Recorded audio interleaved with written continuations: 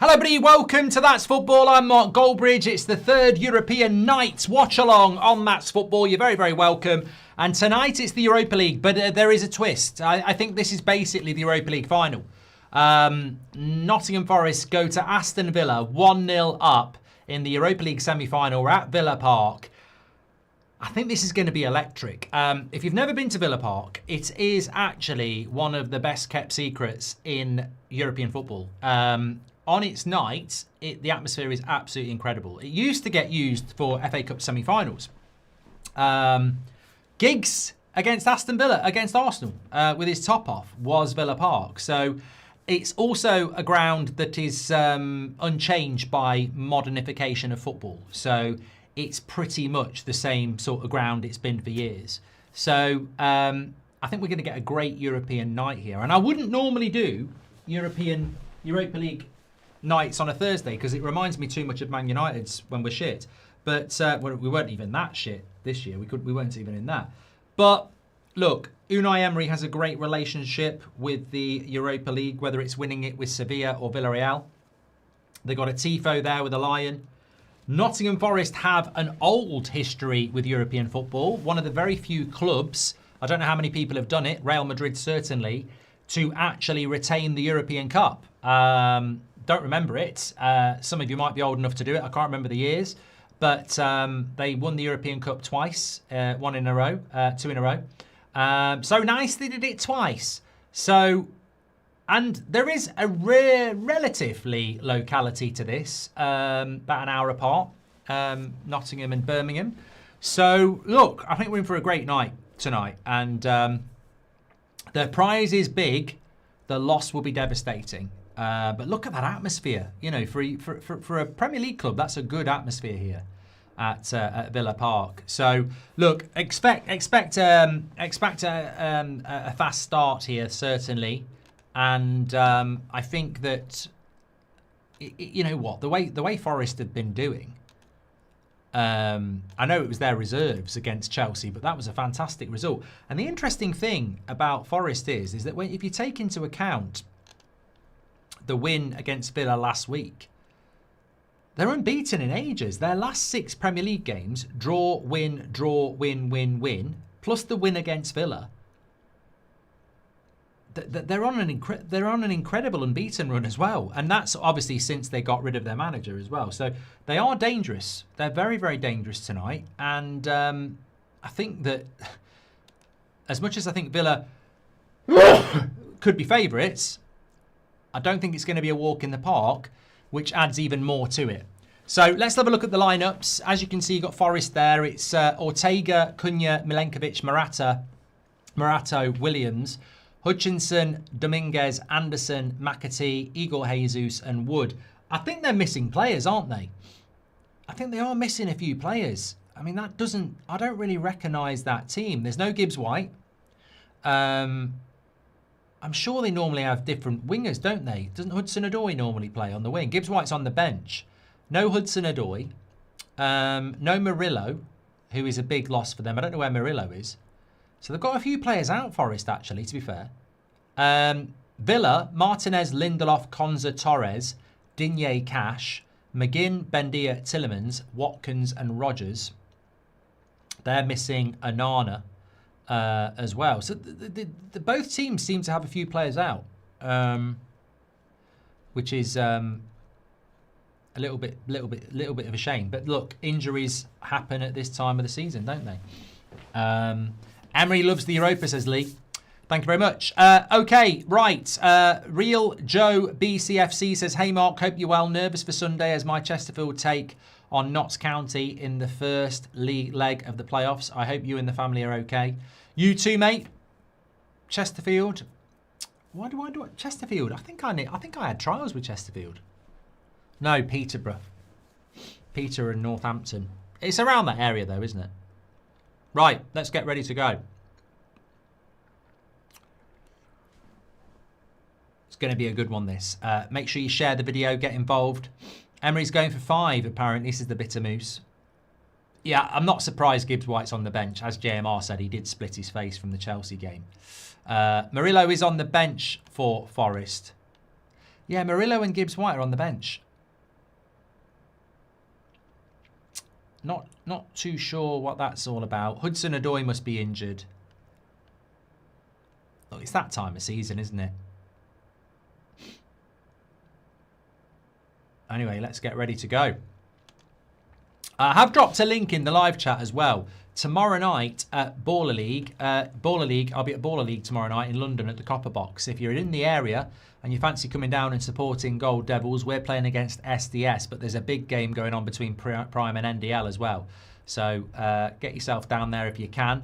Thankfully, I'm now settled in, so I actually do get to go around and do photographs and talk to the crowd in between games now, which I couldn't do in the first few weeks because I was just constantly busy doing stuff. But I've sort of settled into it now. So if you get yourself down there, I think there's 2 more Mondays after this, and there's a Friday tomorrow. So if you're in the London area and you want to get yourself down to Copper Box, links in the live chat, get yourself some tickets. It'd be great to see you. There was someone I gave a photograph to last week who'd been coming for 3 weeks to get a photograph. I don't know whether it was necessarily just for me, but always nice to see people. So if you want to get yourself down there, then certainly I'm sure I'll see you there tomorrow night or on Monday. We're playing NDL on Monday as well, so we've got 2 very big fixtures. Thanks for the super chat from Real Joe BSFC. The timer's up and running, and we are up and running here. Who do you think is going to win? I think Villa. I think Villa will do it. It might be an extra time game, though. This is not European, is it? This is the Premier League, really. And I think Premier League games can be quite tight.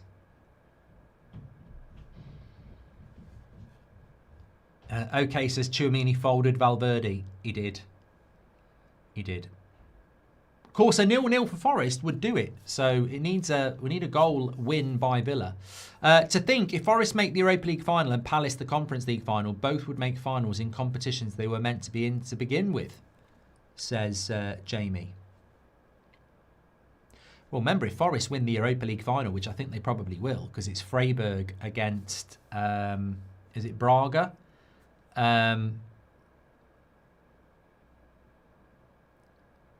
Forest won't be getting relegated now, but they'd be in the Champions League. And I tell you what, Marianakos will look like a bloody genius. Remember there was a time where Marianakos was getting a load of shit for getting rid of Nuno. Nuno could get relegated with West Ham, and Marianakos could end up in the Champions League. Can we have a Rodgers versus Gibbs-White poll, says Ahoy? I think that's actually a very good poll to start off with. We do like our polls. Gibbs, White, or Rodgers.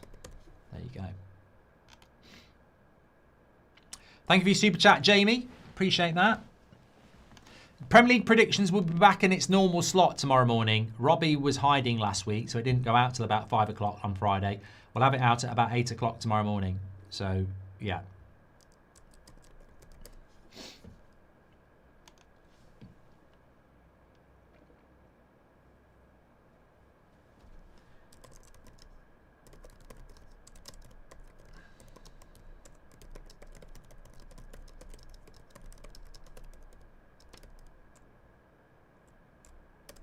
There we go. Would you take Lewandowski for a year at United? Stop it, Joe. You're doing it on purpose. People are doing it on purpose now. They're doing it to wind me up. Once a week. It's now becoming once a day. I'm fed up of people asking me whether I'd take Lewandowski at Man United for a year. No, I bloody wouldn't. Absolutely not. He's about 92. Are you having a drink tonight? I haven't had a drink. I was saying this to the missus. I haven't had a drink in about 2 weeks. Oh, it's a good cross, but it goes out of play. Yeah. Yeah, I haven't had a drink in about 2 weeks. It's not even like deliberate. I can't remember the last time. Well, 2 weeks ago, I definitely went out. We went out with my, I went out with my accountant, and we went to a lovely place called Tattoo in Birmingham City Centre. And we were drinking Asahi. And I haven't had a drink since then.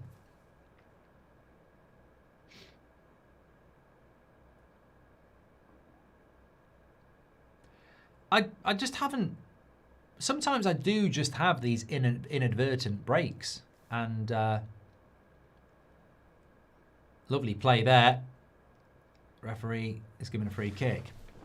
Would you, Joe, thank you very much for pissing me off. Would you take Benzema for a year, says Ben? Yeah, right, that's it. Any more of this and you're out. If Real Madrid have a serious clear out, who do you take, says VX? I, really, from Real Madrid, the only one I really want is Tchouaméni.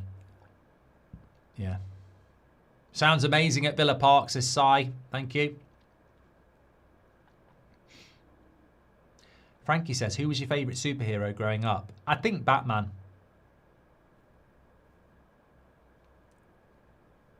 Although I did like Iceman, and they've never done a film about him. I really, oh, they must have done a film about Iceman. I used to love Iceman. He was really good. There was a cartoon with Iceman, Spider-Man, and Firefly, and it was a cartoon, and Bobby Drake was his name, but I don't think they've ever done a film about him. Basically, he could just turn everything to ice and he'd slide along it. It's a bit of a crap superhero, I suppose.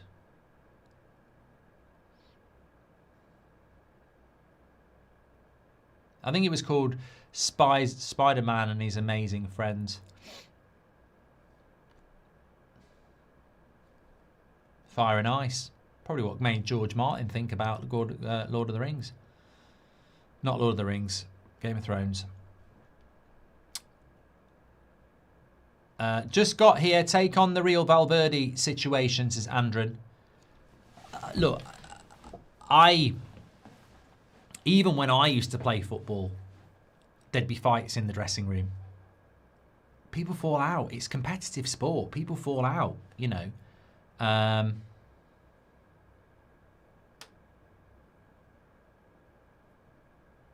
He's not Mr. Freeze. Iceman's something else. Me too. I can take off alcohol when body tells stop, says JBS. Just got here. Done that one. Thank you very much.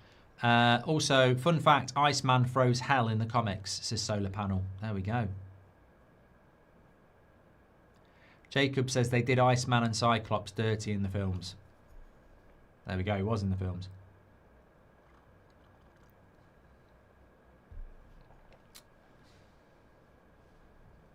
The other semi-final is between Freiburg and Braga. Braga are 2-1 up from the first leg, but the second leg is in Germany.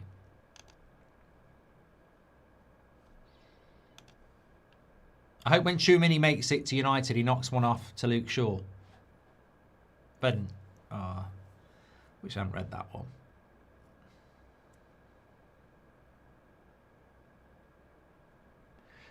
Keel Robinson says Iceman was an Amiga level mutant, powerful. I mean, I've set them all off in the chat now. I didn't mean to do that.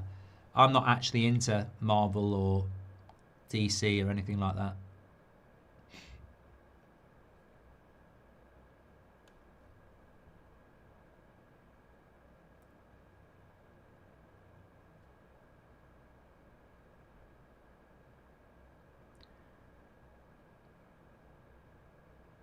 I don't read comics now.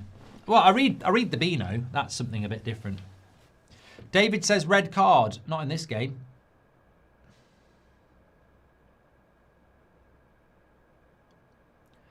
Steady start from Forest though. Villa have got to do some pushing, but it's quite an equal game here in the first few minutes.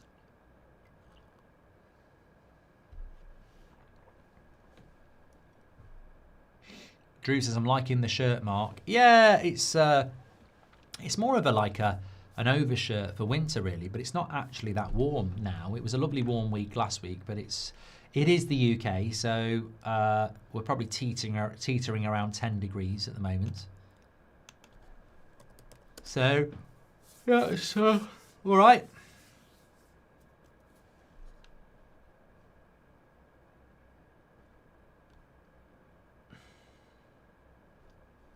Anyone watching any good TV series at the moment? I know, look, it's Europa League Thursday night. It's not the Champions League. I'm here to watch it and enjoy. My switch of the play. Hutchison for Forest onto his left. Oh, I tell you what, he curled that well. It was just wide. Good breakaway.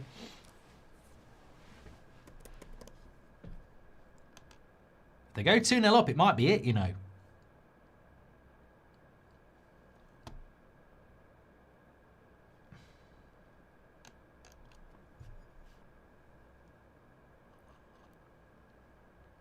I was thinking the other day, you know I haven't had this setup for long, and I do like this setup, but I'm thinking of changing it.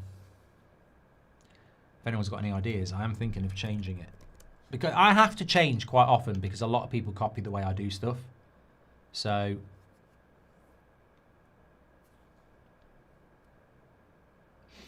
no, it won't look like the overlap. I don't have to change it like that. You cheeky get. Lovely play by Tielemans. He's really done well here. He's took 4 Forest players out. He's got a look overload on the left. Ah, his pass is crap, but it's a shame. It's a shame. Please do subscribe to the channel, by the way. Loads of watch-alongs coming up on That's Football over the next few months. Champions League final, Premier League at the weekend, World Cup 2.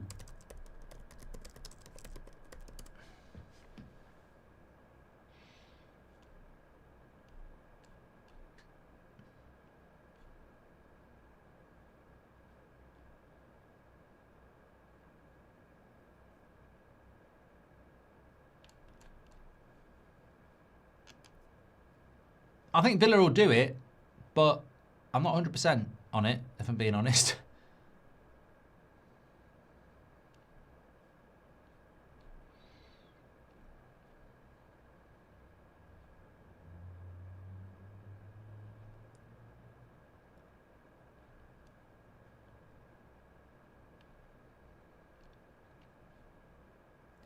Bloody hell. You know the Watchalong market. I just did this by accident. I never do it. I just did a YouTube search for Aston Villa against Nottingham Forest Watchalongs. I haven't done this in months. There's fucking loads.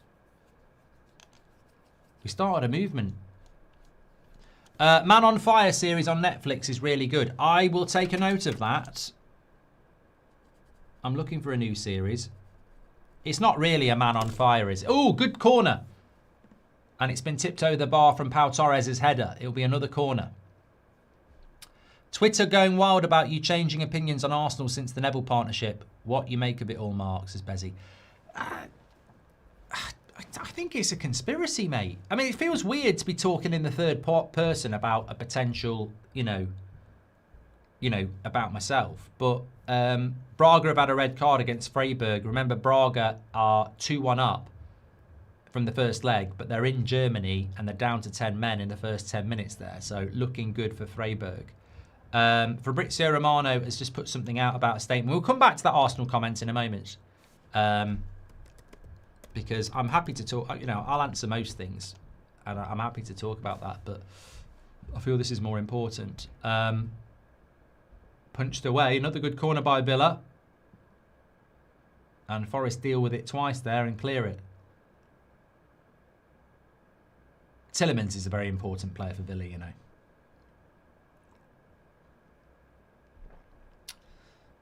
Okay, this is the statement from Real Madrid about the Tchouaméni and Valverde story. So apparently there was a training ground altercation yesterday. Another good defensive header by Forest from a good cross by Villa. There was a training ground incident yesterday where Tchouaméni and Valverde apparently had an altercation. Then today, apparently Valverde squared up to Tchouaméni in the dressing room, kept pushing him, so Valverde hit him and knocked him out. This is what Fabrizio has said about a Real Madrid statement. Real Madrid announced that following the events that took place this morning, the club have decided to open disciplinary proceedings against our players, Valverde and Tchouaméni. The club will announce the outcome of both cases in due course once the corresponding internal procedures have been completed. So, Forest have got a goal kick here. Man United need to be all over that. Either will do. Come to Manchester United and if you hit people, we'll still keep you. Don't worry about it. We won't even do any disciplinary. You know, you're welcome.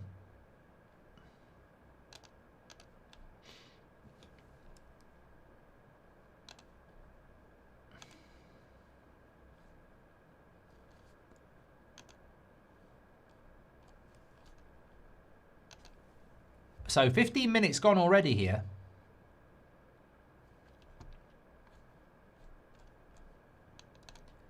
And Villa have put a few crosses in, but that's about it.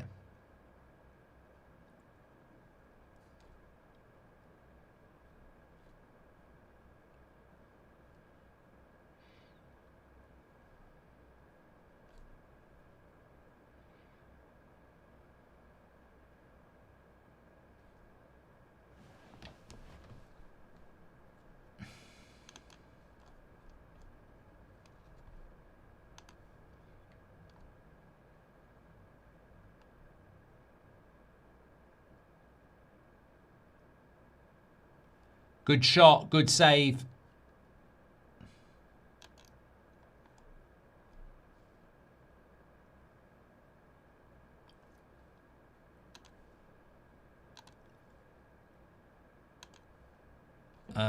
There we go. Sorry, I've just been asked to find something here, and I'm going to find it. There it is.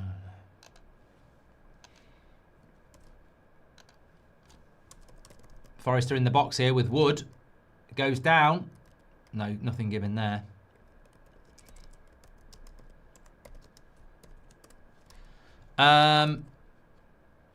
Just a I've done that one, thank you very much. I just randomly stumbled across a clip of you having a go at someone in the live chat called Butterpants about 3 years ago. Made me chuckle, says Goldio. What did I say? And Mackenzie says, how thankful are you Arsenal gave United Aid in Heaven? He's a guaranteed starter for me now, regardless of players coming back. Yeah, well, I don't think he would have got the game. I don't think he would have got the game time at Manchester United, at Arsenal, would he? So, yeah, it's been a very good signing for us, Mackenzie. David, thanks for your super chat. He says, Lineker, yellow card for a Villa coach there. Emery's got my trainers on. I'm wearing them tomorrow night. I need them for Baller League. Give me them back. David says with a super chat, Lineker spoke about you subtly on his podcast. But, you know, why go subtle? You know what it is? You know what it is, right? It used to happen to me with certain people on TalkSport as well. You get under their skin, so they want to say something, but then they don't want to use your name because in their head they're like, well, I don't want to give them that. I don't want to give them that glow up, but I want to say something. Why go subtle? Why don't you just say it? Have the balls to say it. You know, what's he shitting himself about?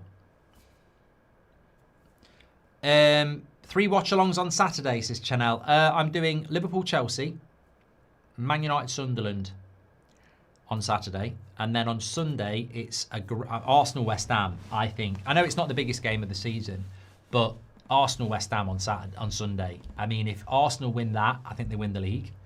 And if West Ham win that, I think they can stay up. A draw doesn't help either of them. Somebody's got to win it, and whoever loses it is in big trouble. So I think Arsenal-West Ham at West Ham on Sunday is going to be an absolute corker. Can't wait for it. I think Arsenal will probably win. Got a 3v3 here for Villa. He's took him out, and he's going to get booked. Yellow card, Morgan Rogers. He likes to run at people. Ham says, you've stated it incorrectly. Valverde accused Tchouaméni of leaking things, told Valverde to stop, he wouldn't, and then Tchouaméni sent him to hospital.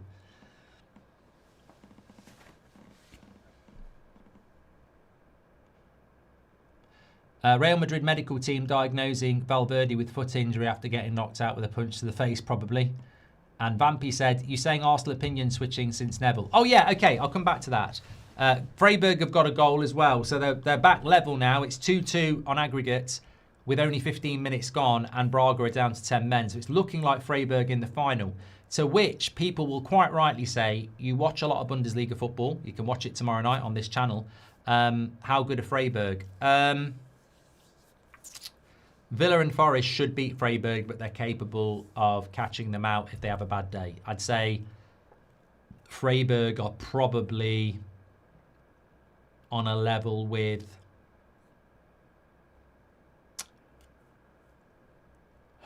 West Ham. I think that's where they'd be in the Premier League, sort of 3rd or 4th from bottom. I might be doing them an injustice there. Some people might say maybe Crystal Palace, but you'd still expect Villa or Forest would be favourites in that final. I'll come back to that, Vampy. That should be another foul on the edge of the box there for Villa. Tanish says, since you live in the Midlands, what do Villa fans think of Emery? Yeah, he's done a great job, but the trophy drought has to end soon. Oh, no, they love him. You know, I know a lot of Villa fans, and they love Emery. There's definitely not many dissenters. You know, he's put them in the Champions League a couple of years ago. He's going to put them in the Champions League this year. They've got the chance to win a trophy as well. It's probably, other than winning the European Cup in the 80s, it's probably Villa's, I mean, God, it's probably Villa's best period of success ever. Certainly in the Premier League era. I mean, Champions League 2 years ago.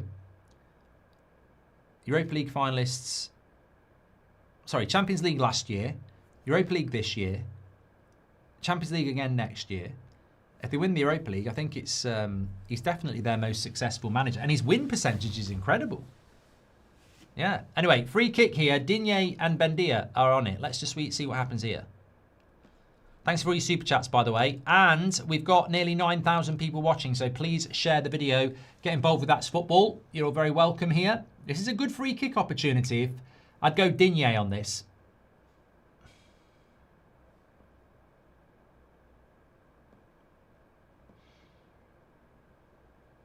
No, hits the wall.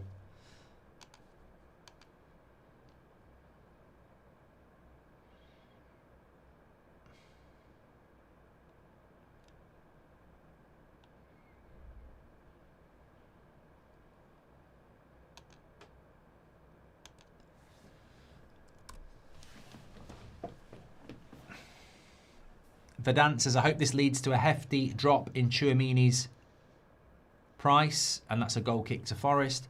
Have you watched the new Michael Jackson movie, says RJ? No, I haven't really got a lot of interest in it. I want to watch that space film with Ryan Gosling in it. Apparently that's really good. Daniel Thompson says, hi Mark, hope you're well, had a good day. United need to be all over this situation with Real Madrid. A golden opportunity to sign a great player either way. Also, Hustle with Adrian Lester is a great series if you need one. Thank you very much, Daniel. I'll give that a note as well.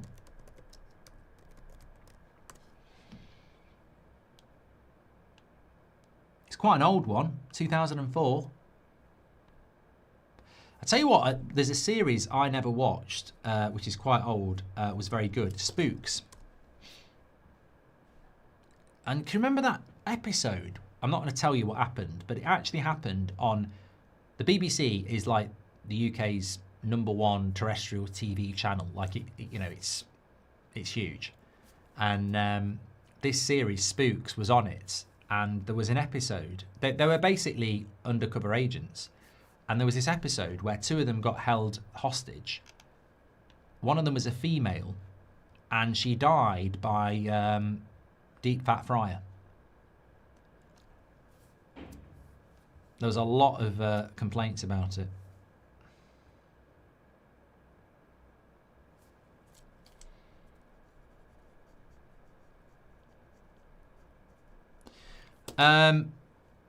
Right, I've caught up now. Yeah, so just going back to what somebody said before, what do you think about like Twitter going mad that you've changed your opinions on Arsenal since you got into partnership with the overlap? And look, I think like you can't fight what's the word? You can't fight agenda, right? And I do think there's a bit of an agenda there, because what happened is, I've always said, you know, before I did this deal, a long way before this deal, I want Arsenal to win the league over Man City. A lot of United fans don't. I've always said I want Arsenal to win the league over Man City. And I've never changed my opinion on that. But what happened is, when they won 1-0 against Newcastle, I thought it was too negative. I was like, you need to up your goal difference. You don't want to lose the league on goal difference. And I thought they were very negative and very pragmatic. And I was like, you know, it's not good enough, really. And then against Fulham, they went and scored the goals. And I was like, that's exactly what they need to do. So, and also, the last couple of days, I've said about Arsenal, I think a lot of people are writing them off because they don't like the way that they play. But they've got the best defence in the world. I don't think it's impossible for Arsenal to win the Champions League. In fact, I've got a funny feeling that they will. So I don't really understand where this Mark's changed his opinion about Arsenal since he's gone into partnership with this overlap deal, because my opinion is exactly the same. I've always been very even-handed in my analysis of Liverpool, Arsenal, Chelsea. Man City, not always, although I think this season I have been better with Man City.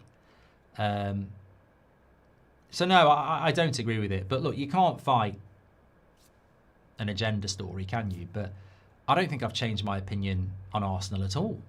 Literally did a video on them today and yesterday and at the weekend, which has been pretty consistent. So I don't know. I think people just like to, pile on and create a story that's not there. But I think anybody who watches the channel will know that I've been very consistent about Arsenal. And I do want them to win the league. But I do also think that this Premier League... Remember what I said last week? I never get any credit for, when I say something. I don't get clipped up for good stuff. So Watkins is down in the box here with holding his head. We'll have to see this back. A lot of head injuries in football at the moment, isn't there? I have seen the series accused with Sean Bean and Stephen Graham. It's very, very good. Very, very good. I think it's Milenkovic down Forest and it's Watkins down for Villa. Anyway, while they're down, I said last weekend, Arsenal, Fulham, Man City, Everton, Arsenal, West Ham, Man City, Brentford. I said, I guarantee you that won't be 2 wins for Arsenal and 2 wins for Man City. One of them is going to slip up, and obviously Man City did, and we're only halfway through yet. I mean, Brentford could get something at Man City tomorrow. Brentford are a good side. They're going for Europe. I would not rule out Brentford getting something tomorrow at the Etihad. It'll be hard, but they're capable. Palace have scored, says Sib. I didn't miss Palace's goal. I just had no idea that they were actually playing because it's the Conference League and I take about as much notice as that as I do my dog taking a shit. Crystal Palace are now 4-1 up against Shakhtar Donetsk. Strasbourg are playing Rayo Vallecano. It's 1-0. God, look at that cut that Gibbs White's got on his forehead.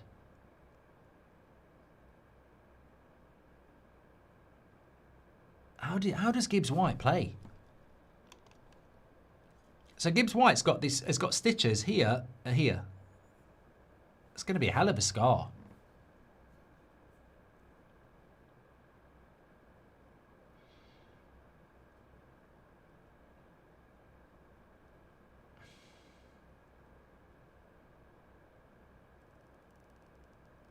Phil says, I appreciate your fairness with the rival teams, but as a United fan, I would like you to show more disliking of the others, especially Liverpool. It's just not who I am, though, Phil. It's not who I am. I've always loved football. And if I disliked everybody in a hateful way, like people do these hate watchers, I just wouldn't get any enjoyment out of football. From a very young age, I was brought up to just watch loads and loads of football. And, supporting United and watching United is very different because you're involved. But I just love watching football. I can't spend my time watching other football going, I hate you and I hate you and I hate you. Obviously, there are games that I want people to win, but Watkins looks like he's got a bad injury here as well. There's blood. Yeah, I think with Gibbs White, he's probably going to have to come on with a mask, isn't he? But you wouldn't want to be heading the ball anyway. Mask or no mask, you're going to feel that. If you've got a cut on your head and you wear a bloody mask and you head the ball, you just won't be able to head the ball, will he? Before partnership, being positive about Arsenal gave extra views, but now not bothered about views since partnership. Now your real opinion has come out, says Noddy. Yeah, you see, you can spend 3 minutes explaining your point and then Noddy comes out and doesn't listen. So what, can I ask a question then? What about my opinion about Arsenal has changed? Because this is the thing I find incredible. What about my opinion about Arsenal has changed? Still want them to win the league. Gave them credit at the weekend for the way they played against Fulham. Said I think they've got a good chance of winning the final. So where's the change, You could see game week skull when Gibbs White's skull when he got injured, says Junga. Oh, God. Oh, God. Trish says, why would we sign someone who punched their own teammate? Are we not trying to get away from this bullshit? He's got into a fight in the French camp also. Well, you might be onto something.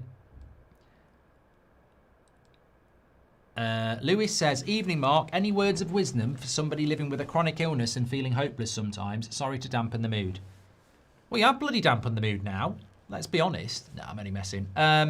That's you know why I said that? Because I was trying to lighten the mood.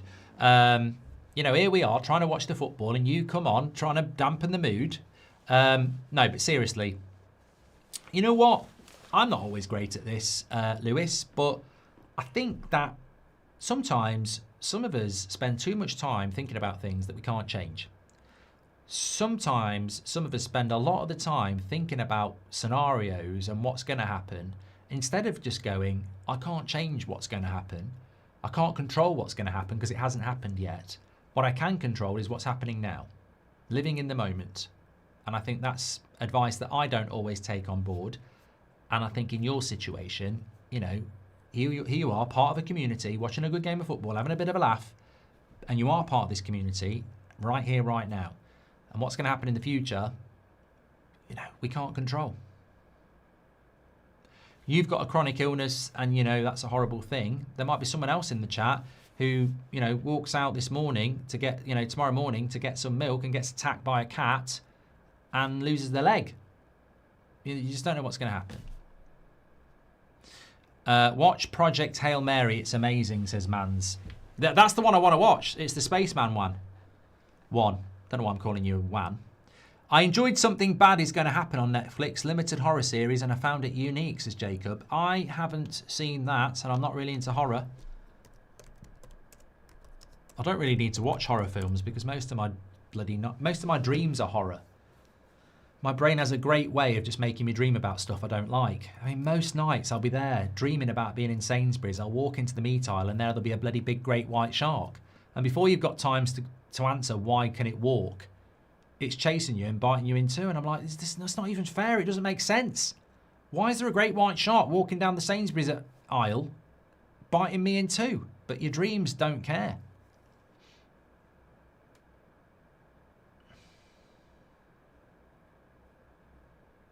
I remember watching Jaws: The Revenge when I was about 11, and it was on the BBC at about 9:30 at night, the Saturday before Christmas. I was in a good mood, the Christmas tree was up, and I thought, you know what, I'll watch Jaws, it's not going to scare me, it's Christmas. Went to bed that night. I lived in Nottingham, which is about an hour and a half if you put your foot down from any sea, and any of that sea is cold and horrible. I still thought the Jaws shark was going to come up my road, not come through my front door and come up the stairs and eat me. And it doesn't make any sense logically, but I did think it was going to happen. When I watched Nightmare on Elm Street for the first time, bloody hell, I wanted to go and sleep in my mum and dad's room. I was 17. I wanted to put the camp bed up and say that they weren't having any of it. And then again, if I, you know, you might make, yeah, leave it.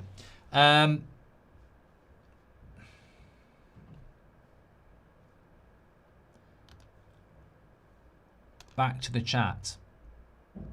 Yeah, I don't know whether I'll watch the new Michael Jackson film, to be honest. This is not good for Villa, by the way.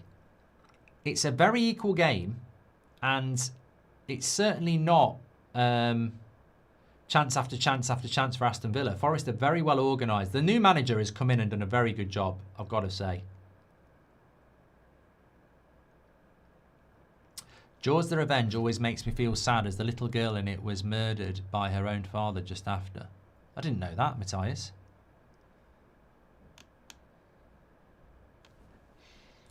I didn't even know there was a little girl in it. I can't remember the film. Shot from distance, just wide from Villa, and it was Tillemans again.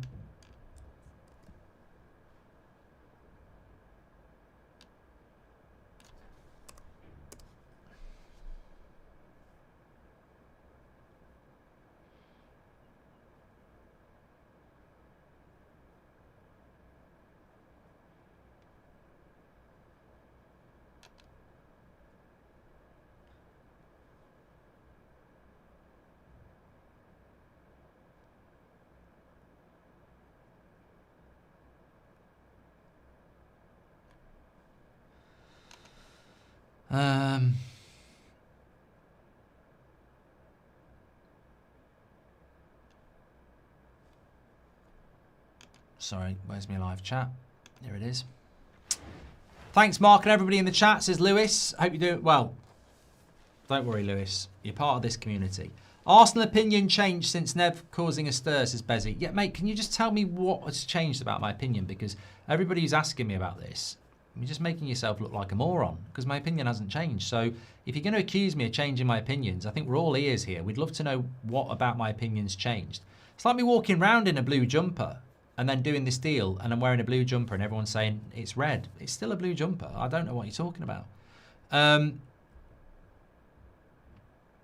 He's into the box, Bendia, and it's a goal! It's a goal! It's a goal for Villa! It's Ollie Watkins. He's got a bandage round his head, but he's got a ball in the back of the net. And it's 1-1. And Aston Villa are back in it. 35 minutes, 1-1 on the night.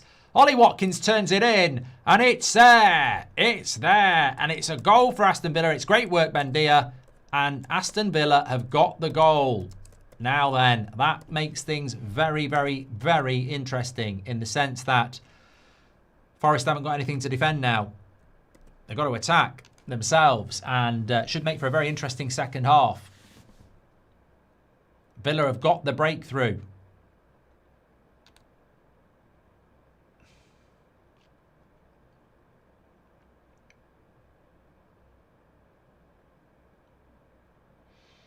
It's good play by Watkins. Gets it into Bendia.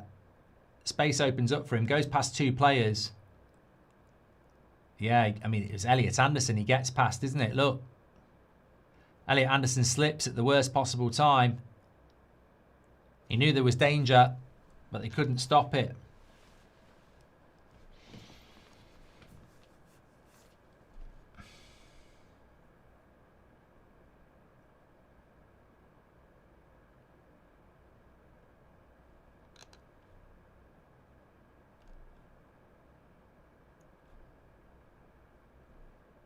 Bayern Munich and Newcastle have already held club-to-club talks about Anthony Gordon. I was talking about him going to Barcelona before, wasn't there? I remember many years ago when the PSG ownership was interviewed and said he won't stop until they win the Champions League, and everyone wanted to laugh. Look at that now, says Parker. Yep. It must be great to have ambitious owners who are obsessed with winning football. My scary film is Buried with Ryan Reynolds. It's my worst fear. It was horrible. Yeah, I won't. I've seen that film, Jason, and I wouldn't advise anybody watches it really.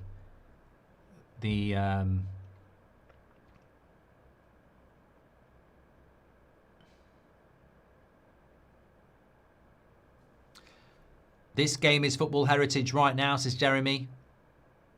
What's your opinion on dictator Mbappe? Look, I think Kylian Mbappe is a fantastic player, but you know, there are plenty of other people that have been like Mbappe where they have too much power, and football is a team game. And I don't think it really matters how good you are if you're not a team player. And you know, look, I remember saying this. Dortmund against Real Madrid at Wembley. Oh, hold on, here's McGinn. He's going to go wide into... Oh, good save, keeper. Comes back to Rodgers. I don't think he knew what he was doing there. It was a terrible cross. I remember watching Real Madrid against Dortmund in the Champions League final. And it was before Mbappe signed. And I was like, look, Mbappe's a brilliant signing. He's one of the best players in the world. But this Real Madrid side doesn't look like it needs it. It had Rodrigo and Vinicius Jr. who were doing brilliant. And then it had Bellingham who was playing as a false nine. And it was young. And it looked like it was going to dominate the European scene. Well, they haven't won the European Cup since. They've been nowhere near it. And like Dean says, he's not really a team player. In the sense that I think he, you know, look at PSG. Couldn't win the Champions League with him in it. Look at Real Madrid. Not been anywhere near the Champions League with him in it. So he's a fantastic player. But I don't think he works in a team. If you want my honest opinion. R Squared Comedy says, is it just me or are the jerseys too similar? I think it's the white shorts, isn't it? If Villa had different coloured shorts on, I think it would make it easier, but I wouldn't say it's a kit clash. Should the Champions League playoff losers drop into the Europa? Says James.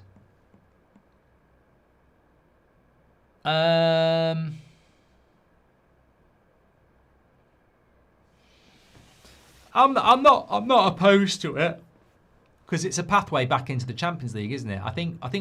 Look at it like this, right? Let's say.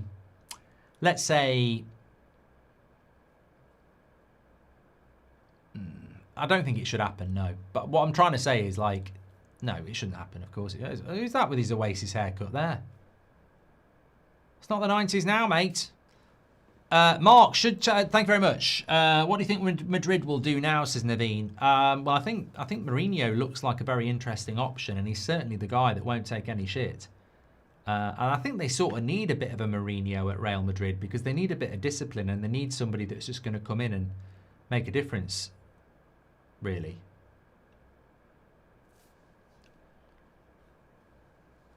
Let's all enjoy the footy, says Joshua. Wise words. Jaden says, opinions on Madrid fight. What if that was at United? Oh, it's a significant story. If you've not heard it, like Valverde got knocked out by Tchouaméni in the dressing room today. And Real Madrid have acknowledged it and are going to run disciplinary proceedings. So, like, it's a big thing. If that was at like Man City and Erling Haaland knocked out John Stones, it would be a big story. So, and footballers are role models and football clubs are role models. So they'll have to do something. But I would imagine it'll be like that, or they'll fine them. VBA says you missed my earlier super chat. Blackgate says, as an Arsenal fan throughout the season, I felt you were largely encouraging of my team and rightfully called the team out when they bottled it. It's fair. Thank you very much, sir. Phil says, that's fair. I respect it. I should do that more. If the government announced aliens exist and showed a grey alien on TV, how would your life change? Says Saw Boss.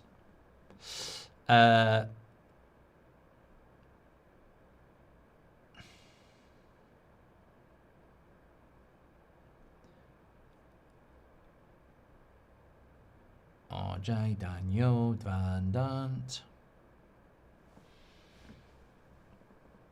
It's going to be a very good second half here. 1-1 on aggregate, 1-0 to Villa on the night.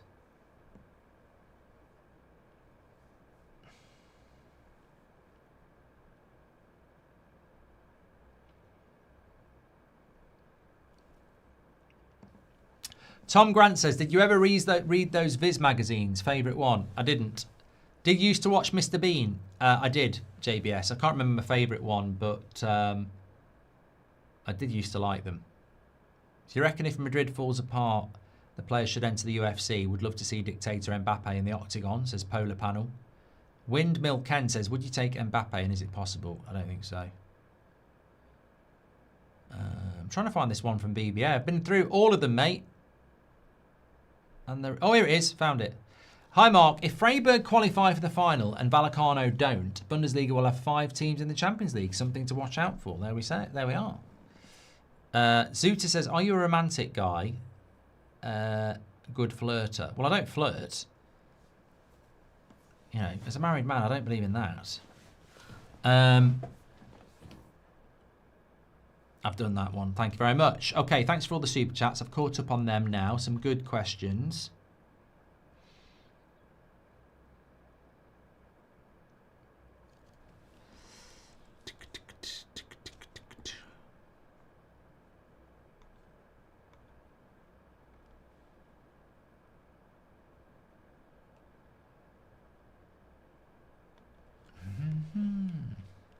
PSG only won after getting rid of Mbappe, Messi and Neymar. Pep got rid of Dino, Zlatan and Deco and made the best team ever. Teams win, players don't.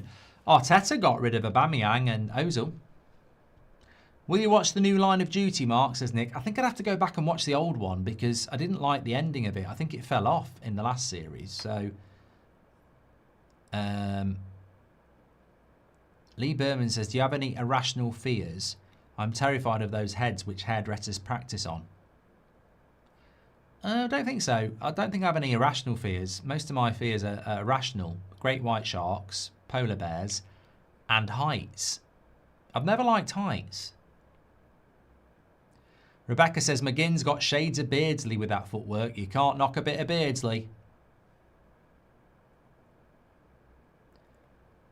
Benjamin says, I said that Mbappe would ruin the balance at Real.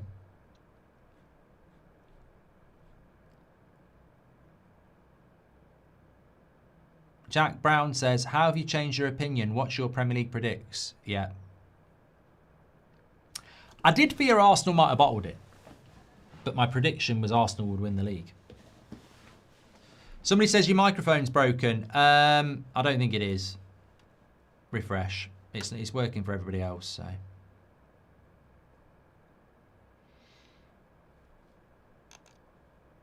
$10,000 watching. Thank you everybody for tuning in. Check Fabrizio. We've done it already, mate. I think.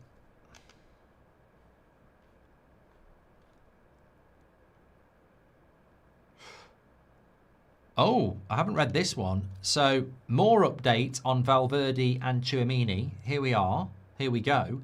Valverde suffered a traumatic brain injury and will miss El Clasico.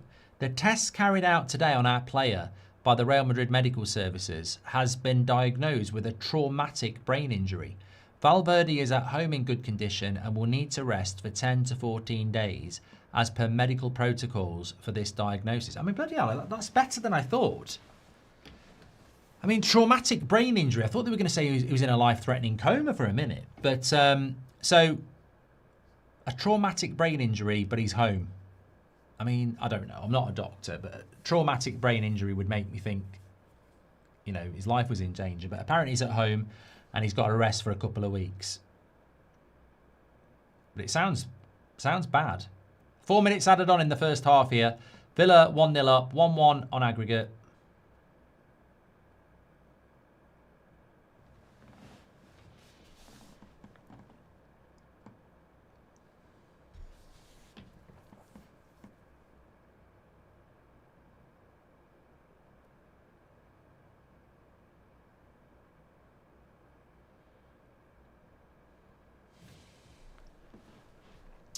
Well, we'll keep an eye on that. There's going to be, obviously, consequences to all of this. Maybe Man United wouldn't go near him now. Solskjaer says, I'm terrified of birds, the animal. He did it something on the way down. I think they said that. He banged his head when he fell over. Yeah, I've seen about this petition. I want to talk about that at half-time. There is a petition for Mbappe. To get him out of the club. I mean, look, they don't mess about in Barcelona and they don't mess about in Real Madrid. But I'll talk to you about Mbappe at half-time because there is some added context. Yellow card here for Cunha of Forest. They're struggling. They are struggling. I fancy Villa to do this.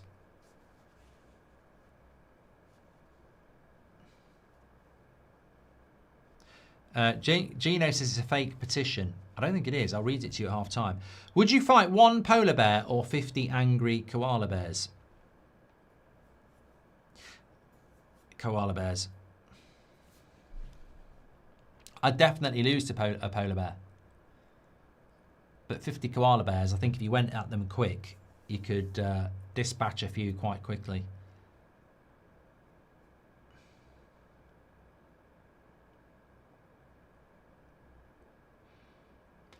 Madrid lost their midfield when Mbappe joined and haven't replaced it. They have had 120 different injuries and replaced experienced players with kids, says Rivero.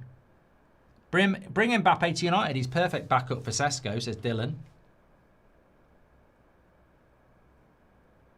Do you remember Hartson and Di Canio fighting at West Ham? I remember Lee Bowyer and Kieran Dyer fighting on the pitch for Newcastle. You know, these things do happen. Right. Forest have got a free kick here. It's probably going to be the last action of this half. Luke Shaw. Woohoo! Let's see what happens.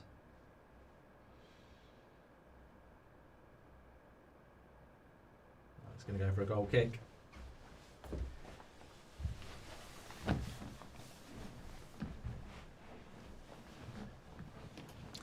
Carlo says that's standard concussion trauma protocol and concussion is a traumatic brain injury, so maybe that's what it all is, to be fair. Okay, half time here. Thank you for everybody for putting all your super chats in. Really appreciate that. We've got over 10,000 people watching. Please click and subscribe to the channel. You're very welcome on That's Football. Our weekend watch-alongs, 12:30, Liverpool-Chelsea in the race for European football. Then 3 o'clock, I'm on the United stand for Man United against Sunderland.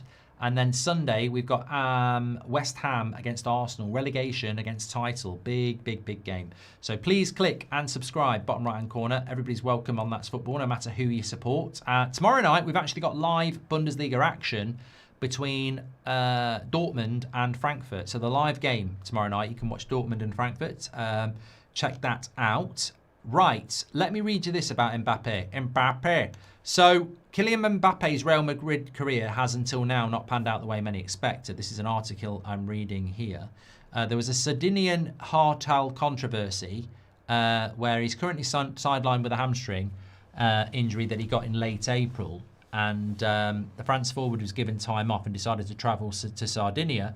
And while it was approved by the club, did not sit well with supporters given the timing. And photographs of him on a yacht emerged around the same time Real were playing Espanyol. But then there's also this petition, which I'm just trying to find. One thing Entourage will tell you from their time in Madrid is that Mbappe is bothered mostly about his stats and his numbers. That's from Xabi Alonso's Entourage. And the jury remains out. Lots of scrutiny in the media. Well, it actually said that there was a bloody something about a petition, but I can't see it now.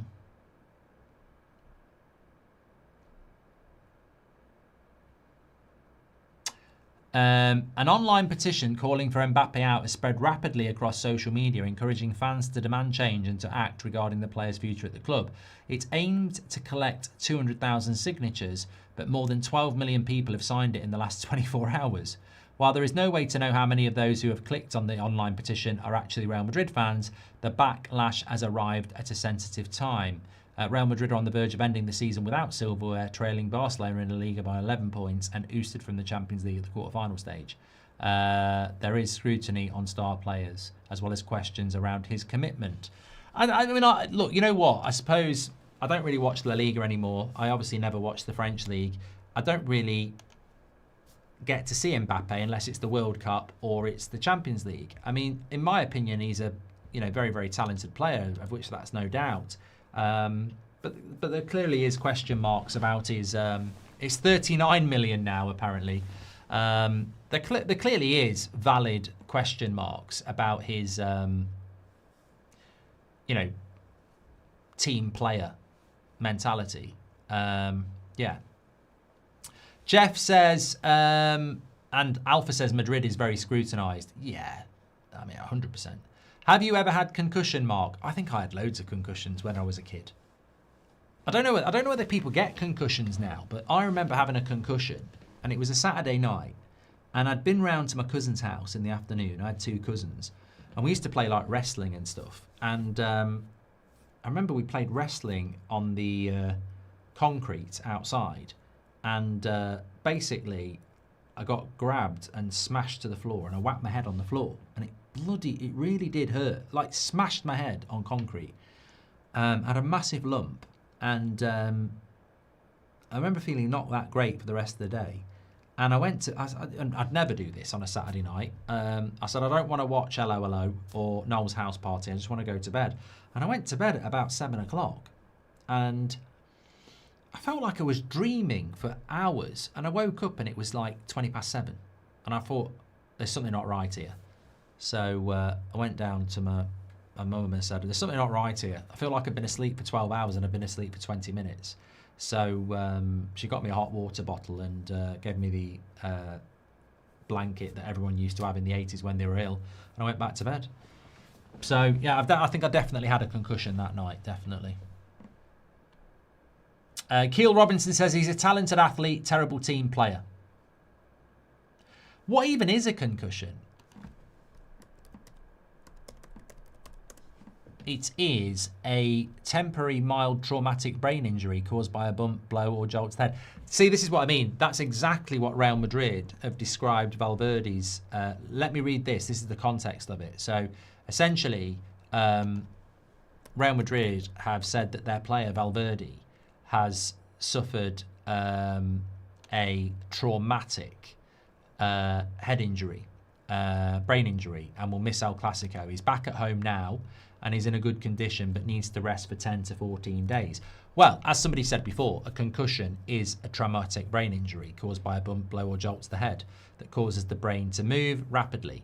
Symptoms include headaches, confusion, dizziness, nausea, and memory issues, often resolving within 2 weeks, but sometimes lasting longer. So, that's what Valverde's got at the end of the day. He's got a concussion.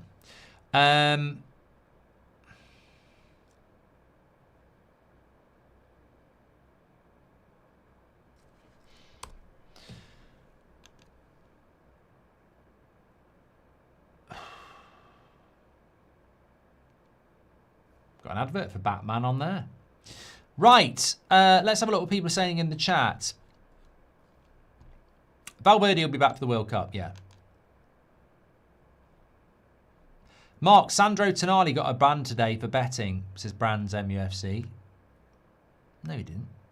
Evening, Mark. Hope you're all right. So 3 drunk Ronnie Pickerings or 1 super drunk from Champers, Sir Jim Radcliffe. Oh, my God, Patrick. Your brain works in mysterious ways.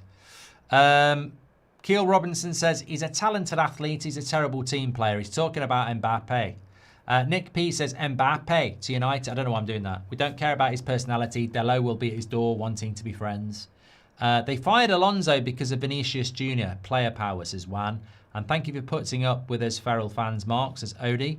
And can you show us your abs, says Zuta? No, because they don't exist. I need to do a little bit of... Actually, I had a good whoop day today.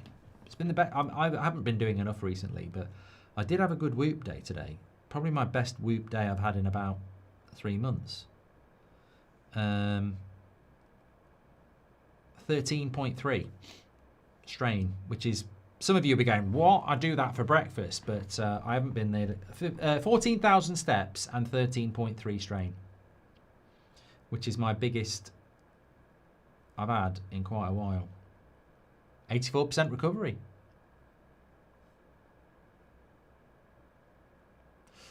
According to Whoop, my age is 43, which is still cash back. Thank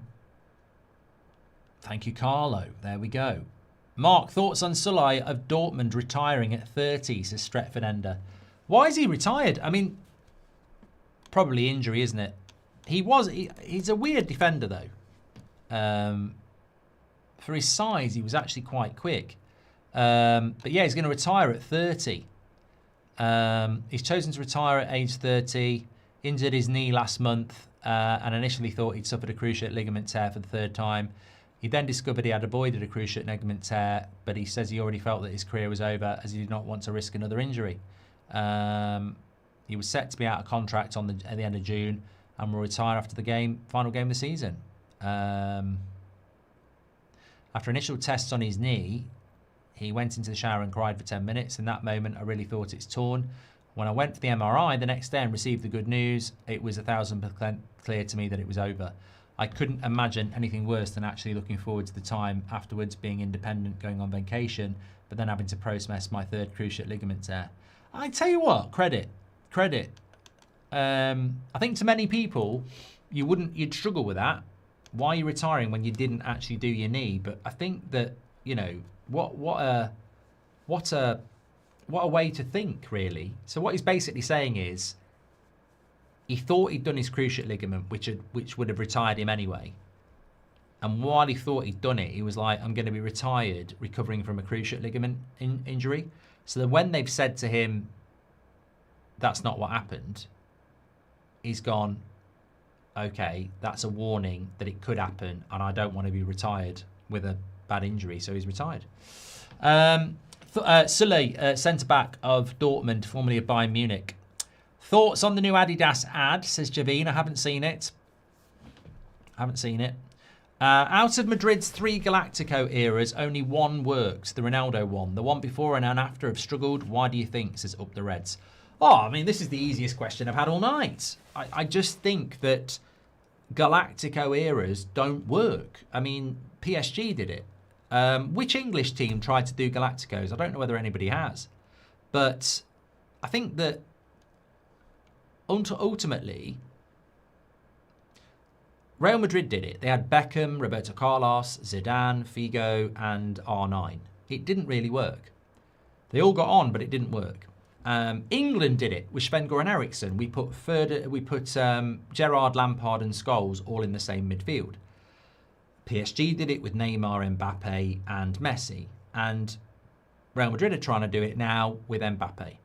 The reason it doesn't work is because teams win titles. You can have a team full of world-class players, but it needs to be a world-class set of players that work together.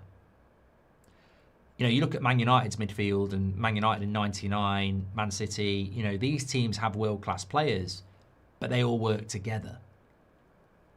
The trouble is, Galactico basically means just chucking a load of world-class players together, but do they work? You don't actually need Messi, Mbappe, and Neymar in the same team. You need one of them with another 2 players that work with them. You don't need 3 individuals. So that is why it doesn't work. You have to build a team. England should have dropped one of Lampard or Gerrard and stuck next to him someone like Nicky Butt or Michael Carrick, you know, who can hold the midfield. Maris says, what Tchouaméni did is a disgrace. They should get rid of him and as punishment send him to United. I agree. And I tell you what, they should let him go on a free transfer as well. So I've had another super chat here. I'm just trying to find it. Spielberg almost got fired for the production delays. Only for the film's success was the reason he stayed on. Big up, that's football, says Harry. Are you having a chat with yourself, Harry? What are you talking about? Spielberg almost got fired for the production delays. Only for the film's success was the reason he stayed on. Big up. That's what. I don't know. What are you talking about?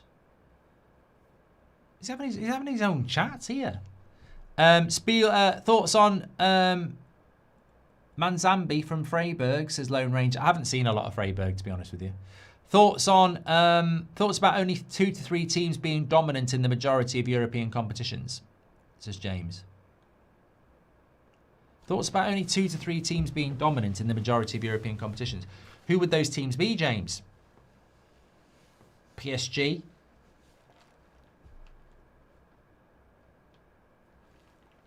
MSN were incredible, says Jack. Yeah, but I don't think MSN were...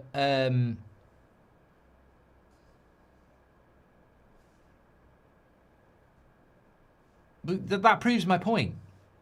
You can have world-class players, but they have to complement each other.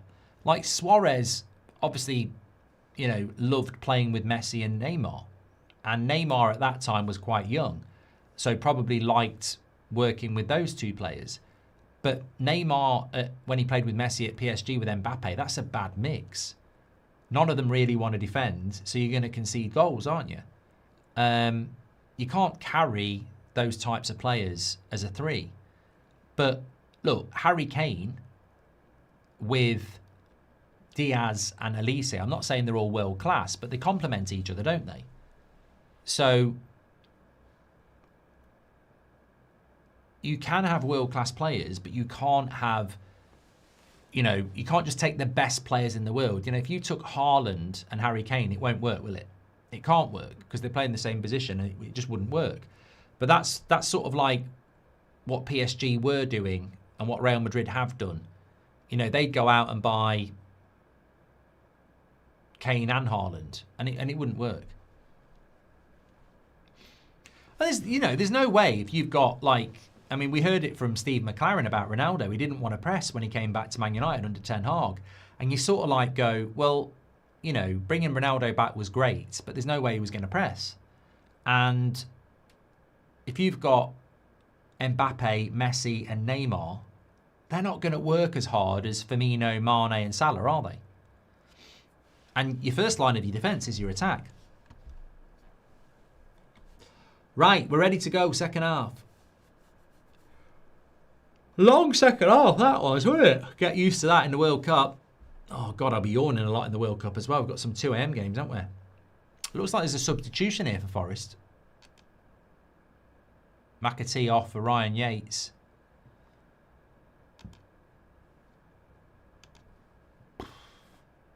Mane, Firmino and Salah, brilliant, world class. I literally just spoke about them, Jeremy. Left wing thoughts, Julian Alvarez at Man United. Well, I don't think Alvarez is a winger, Frank. To be frank, I don't think Alvarez is a winger. I think he'll be a good... Alvarez would be a good signing for Arsenal. Doesn't mean they've got to get rid of Gyökeres either. You could get Alvarez and, you know, swap those two. Then again, they've still got Havertz, haven't they?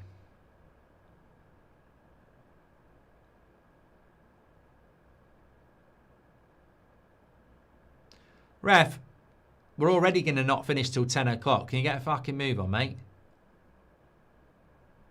Mate. You've had nearly half an hour. Half time here. Come on, let's go. Left wing thought, Julian Alvarez at United, says Frank. Thank you very much for that. Vinny, says James. Vinny.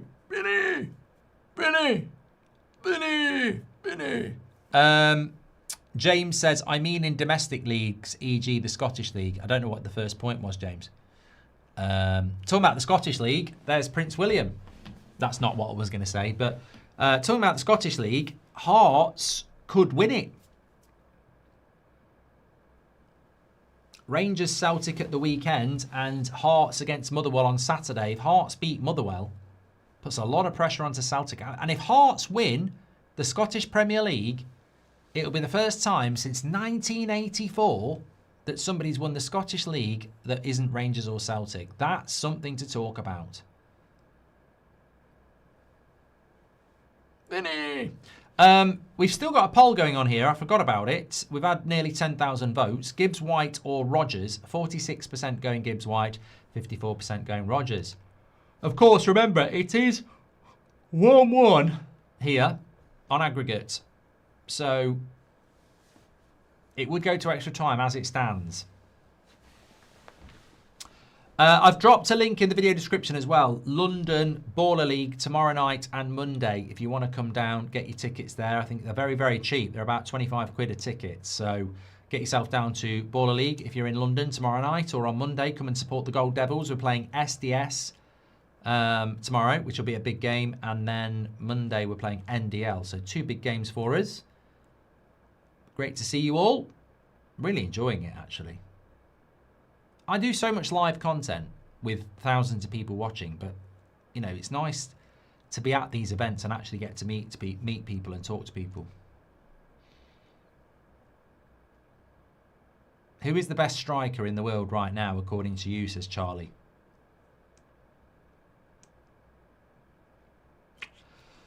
I mean,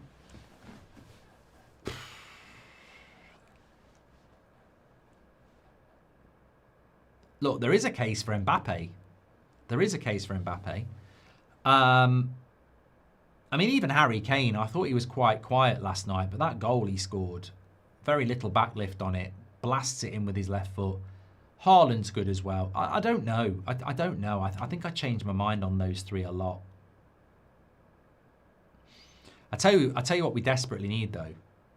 We desperately need, and look, there must be some youth players watching tonight. Go and learn to be a striker. There aren't enough good strikers in the game anymore. It's the best thing in the world, scoring goals. Yeah, look, go and do. You know what? I'd love to. You know what? Here's a question for you. What do you want to come through next as the next world-class player? You know, like we had the Ronaldo and the Messi, and we've got the Haalands and the Mbappes.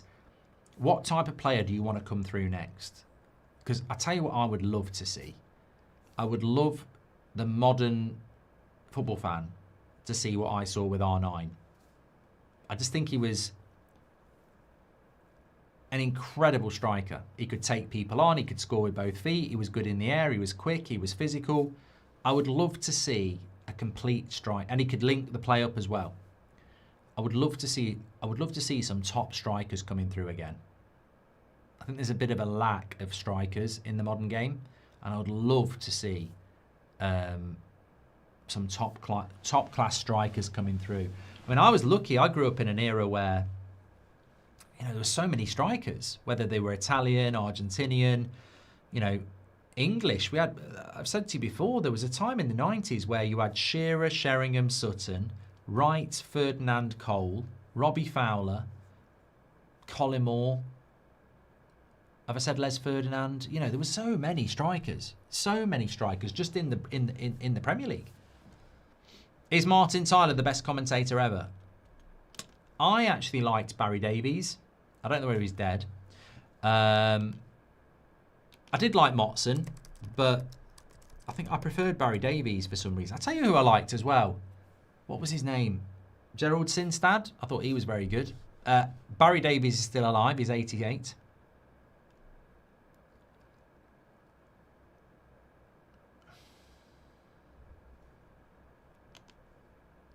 Tilsley's good.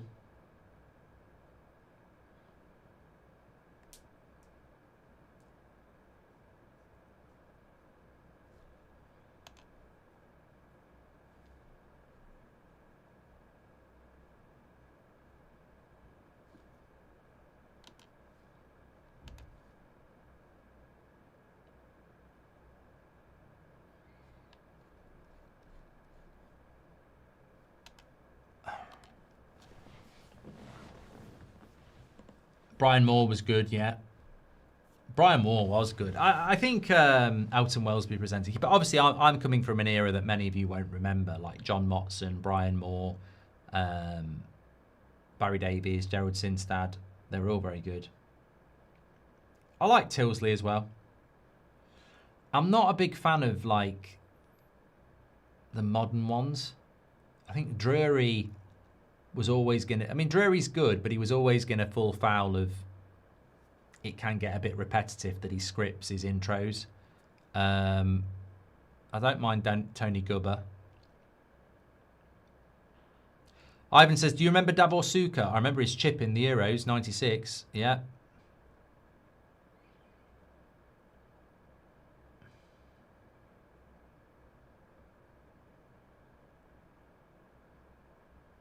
Football folk, Saturday Grandstand was my favourite show. I used to bloody love Grandstand. Most of it'd be shit. We're going to watch last night's wrestling. We're now going to show you rugby league. I didn't really care because I was just like the biddy printer and all that. I'd love to see 2 Up come back. York and Cole, says Roy. This referee loves booking people on the bench, doesn't he? He's booked a Forest person on the bench now. He did 1 Villa in the first half, and now he's done a Forest one. 50 angry koala bears or 5 Chuaminis, says Lewis.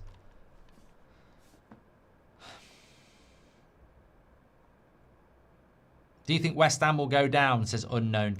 I think that the problem that West Ham have got, the Grandstand theme tune was great, says Target. It takes me back. It takes me back.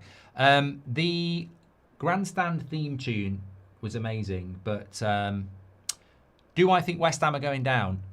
I think Spurs will beat Everton and Leeds at home, which gives them 6 points, and that would put them 7 points ahead of West Ham with 3 games to go. So if West Ham lose to Arsenal, they're down. So I think they probably are going down now. Look, I think Spurs have rescued themselves by getting De Zerbi in. If they hadn't made that choice, they'd have gone down. And their owners have made a lot of bad choices, but however much it's cost, and however difficult it was to persuade De Zerbi, that's what's kept them up, because he's suddenly got them playing. But I do think that the Arsenal game at the weekend isn't a formality. I mean, West Ham are literally playing for their Premier League future, and strange things can happen.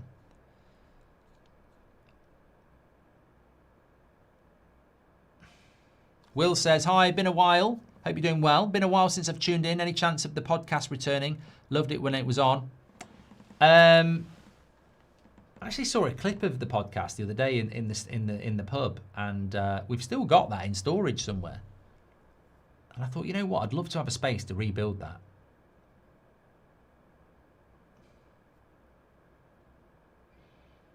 The Goldbridge Arms. It needs to be rebuilt.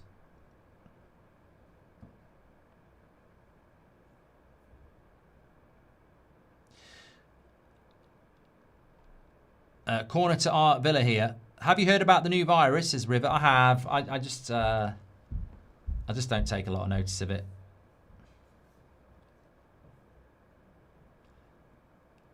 Ooh.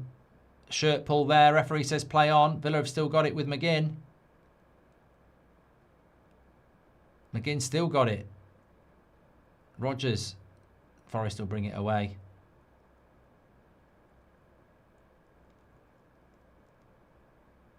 Right, they might be having a look at this. Referee has stopped play. He has got his shirt. Oh, God, I think that's going to be a penalty. I think that's a penalty. I think they're going to give it. Yeah, he's going to give that. He's going to give it. That's going to be a clear penalty.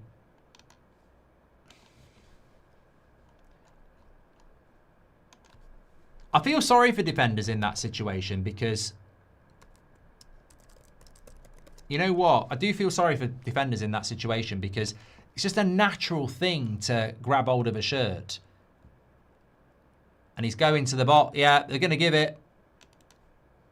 You're just not going to get away with it, are you? It's a bit dramatic by... Is it Torres? It is a little bit dramatic, but... You're just not going to get away with it.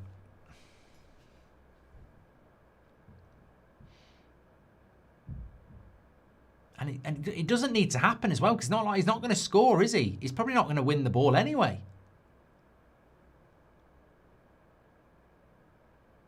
Yeah, he's going to give it. It's soft. It's really soft. What I mean, I think it is a penalty, but it's a soft foul by Milinkovic, and I just think it's a reaction, isn't it? He's just gone, like, I'm going to stop him getting that ball, and, you know, it's heat of the moment stupidity in a position where... Yeah, he can't believe he's done it, can he? I think he thinks Torres is going to spin and shoot, but, you know, by the time he realises it's stupidity, like Kare says. No strikers anymore. They aren't allowed to shoot. Overcoached. Everyone wants to be a winger. Banned from crossing. Arteta would have had Henry as a DM, says John Bottomley. And Oddie says Balotelli could smash a ball. Well, this is a chance for Villa to get in front, and then they can pick them off. They can then pick them off on the break. So if Villa can get in front here, they've got 1 foot in the final. It's koala, not koala bear. Koalas aren't bears, says James. Okay, you've offended James now. He doesn't like that. Do you like Mario or Luigi? Says MGT. I'm not really massively into either, but I'd pick Mario over Luigi. Oh, it's a goal. Bendia, goal and assist. He's got to be Villa's man of the match tonight. It's 2-0. Went into the corner, and the keeper did go the right way, but it was a good one low. Look at Prince William. He's loving it. I think he actually isn't faking that as well. He's actually really into it. Apparently, he supports Villa because his mum's bodyguard was a Villa fan. I think that's true. When he's King of England, he'll be a Villa fan. Keeper wasn't that far away, was he? I think he might. I think he probably should save that.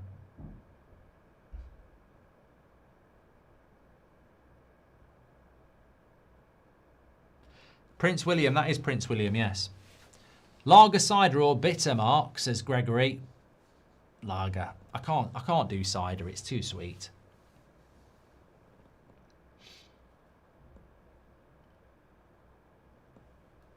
Someone just said, do you think you'd beat Prince William in a fight? Absolutely not. If you beat him up, you're going to prison. I wouldn't even throw a punch. I'd be like, hit me.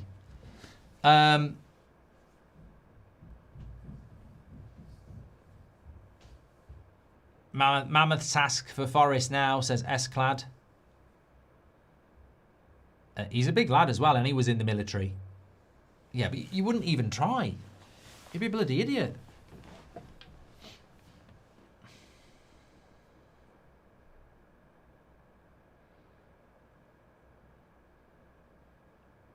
Well, the great thing about Villa now is they're 2-1 up, and they can literally counter.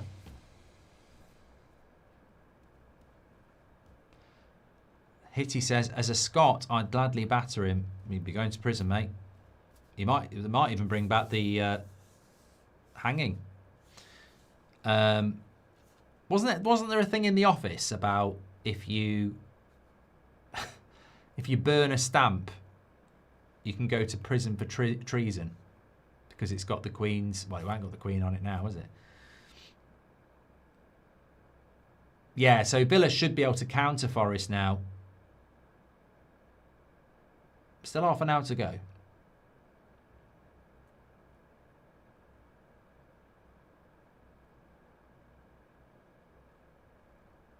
I will bring back the Goldbridge arms. Watkins! 3-1! Offside. Took it well. Definitely take Watkins to the World Cup, by the way. He's better than bloody... I mean, how? What's Tuchel on picking Solanke?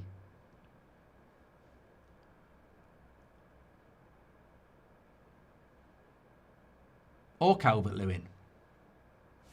Valverde statement. Oh, tell you what, it's all going on. It's almost like Valverde watch tonight.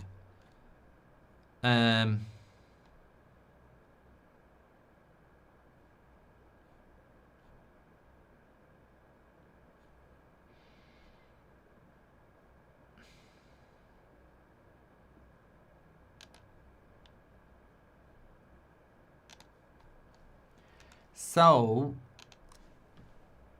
Gibbs White's warming up. So, Valverde has put a very big statement out. Bloody hell. Settle in. So, if you're not aware, Valverde got knocked out today in the dressing room by Tchouaméni, and this followed an altercation yesterday as well. So, he's put a statement out. Yesterday, I had an incident with a teammate during training. The fatigue from competition and the frustration made everything seem blown out of proportion. In a normal locker room, these things can happen and are usually resolved internally without it becoming public. Clearly, someone here is spreading rumours, and with a season without titles where Real Madrid is always under scrutiny, everything gets blown out of proportion. Today, we had another disagreement. During the argument, I accidentally hit a table. I'm not laughing about that. I accidentally hit a table. How do you accidentally hit a table with your head? Causing a small cut on my forehead that required a routine visit to the hospital. At no point, big chance for McGinn, straight at the keeper. At no point did my teammate hit me. I didn't hit him either. I feel that my anger about the situation, frustration at seeing some of us struggling to get through end of season, giving it our all, pushed me to the point of arguing with the teammate. I'm sorry, I'm truly sorry, because the situation hurts me. This moment we're going through is painful. Real Madrid is one of the most important things in my life, and I can't be indifferent to it. The result is accumulation of things that culminate in a senseless fight, damaging my image and leaving room for doubt that will add to the fuel of the accident. I wasn't going to speak out until the end of the season. We were eliminated from the Champions League, and I kept my anger and resentment to myself. We've wasted another year, and I wasn't in a position to be posting on social media when the only face I had to show was on the field. And I feel that's what I did. That's why I'm the one who's most saddened and pained by going through this situation that prevents me from playing the next match due to medical decisions. I will always give it my all to the very end, and it hurts me more than anyone not to be able to do so. I am available to the club and my teammates to collaborate on any decision they deem necessary. Thank you. I mean, to be fair, it's a front foot, intelligent move from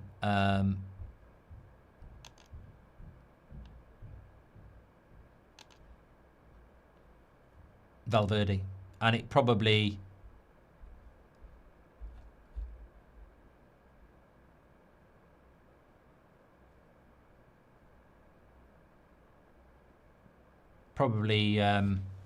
calms the situation down a little bit, doesn't it?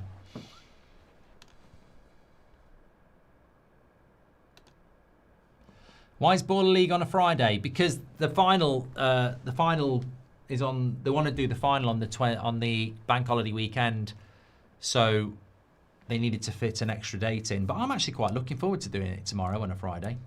Because you play Monday, and it's actually quite nice that we're playing Monday, Friday, Monday, so you get 3 games in a week. I actually think it's not a bad idea for the future of Baller League. I think we need to take it out on the road more. Like Liverpool was amazing. I think we should do Birmingham, Dublin, Scotland, Wales, Manchester. I think we should take it on the road, and I think we should have more fixtures. I actually think if you're in Liverpool, do Monday and Friday, and then the next week be in Manchester Monday and Friday. Yes, I'm looking forward to it. Denise says it sounds like the concussion has given Valverde memory loss. Yeah, but you know what? I haven't got a problem with that. I think as long as everybody's on board, you minimise the damage. You protect the club. You protect the team. So if Tchouaméni did push him or hit him and make him fall and bang his head, what good does that do to Real Madrid and that dressing room and that team? So I think everybody's, you've got to look at why it happened, and maybe Valverde started it. And I think everybody's got to take some responsibility internally and say, let's protect the team. It probably is a bit of a cover-up, Sam. It probably is. Because the truth is, if it's an assault, what does that do? It just, you've got to try. He's a vice captain as well, says OG. So look, they've got it's damage limitation, isn't it? It's classic politics. How do we, a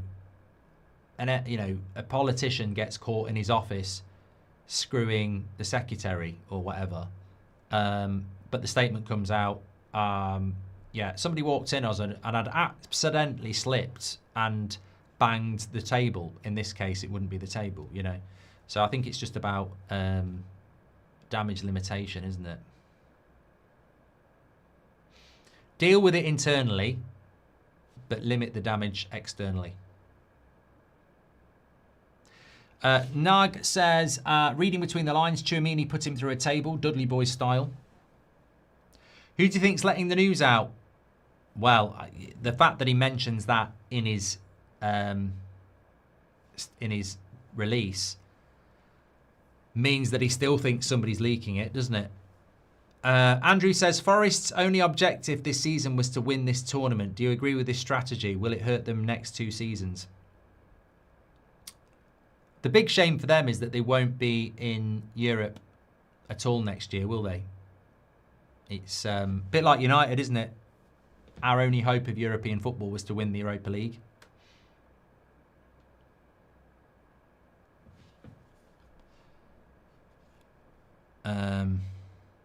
James says, night out with the boys, you have a few too many drinks. What's your favourite food to have? Oh, yes. Breaking the play here.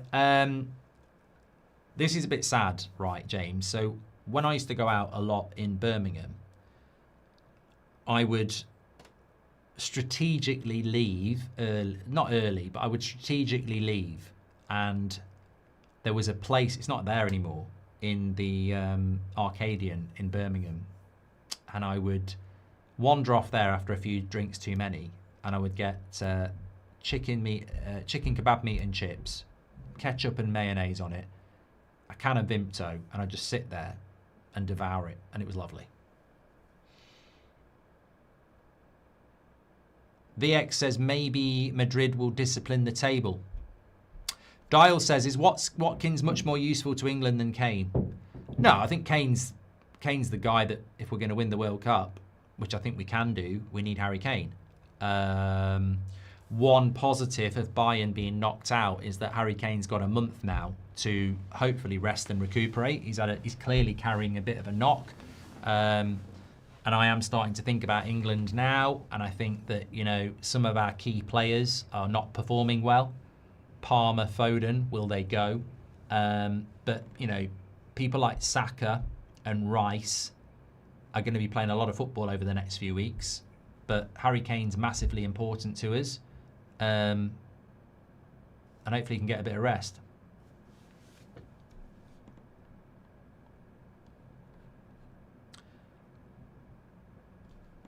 Thanks for all your super chats tonight, by the way. Appreciate that. Please do subscribe, bottom right-hand corner. we've got Premier League predictions with me and Robbie back tomorrow, which reminds me, I need to find the bit of paper that's got it all on.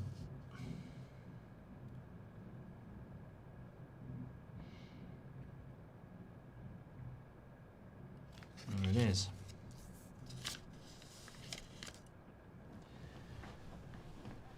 Do-be-do-do. That's right as well. Where's that chat group gone?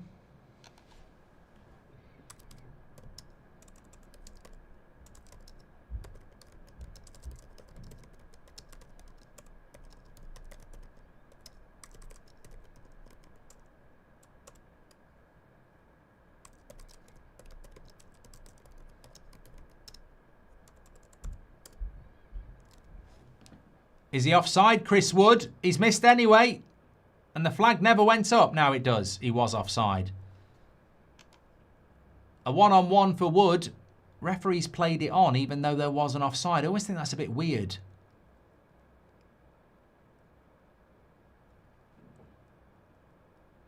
Bit weird, isn't it? Because the referee did flag, the linesman flagged for offside, but they keep the play going on. Answers on a postcard with that. Oh, did you see the, you know, the handball of João Neves?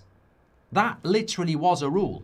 You know, we were talking about last night. I saw it on, I think it was Match of the Day with, what's his name? He's onside there, Wood. He was onside there. He's got to score that. It's a good save by Martinez. It's a great save by Martinez. He was onside. What a save.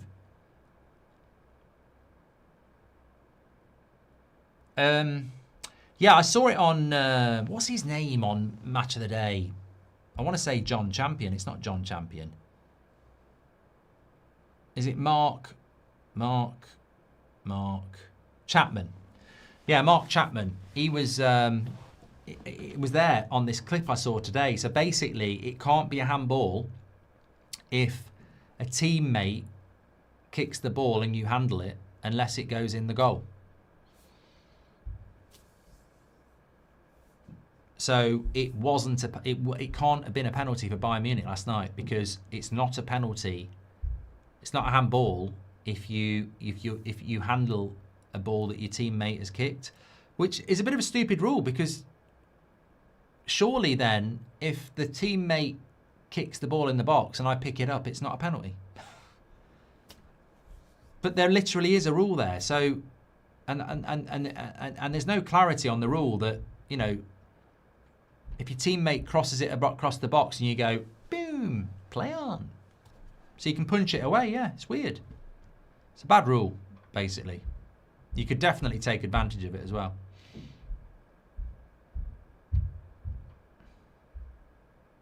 I agree with Ivan. I just think at this stage, there's too many interpretations of handballs. I'd rather we just went, everything that touches a hand is a handball. Yeah, you get some injustice, but you can deal with it, can't you? Even Whelan says, what do you think about Phil Foden's new contract? Strange. I've heard a few things about Phil Foden that, you know, there might be a reason why he's had a bit of a disruptive season.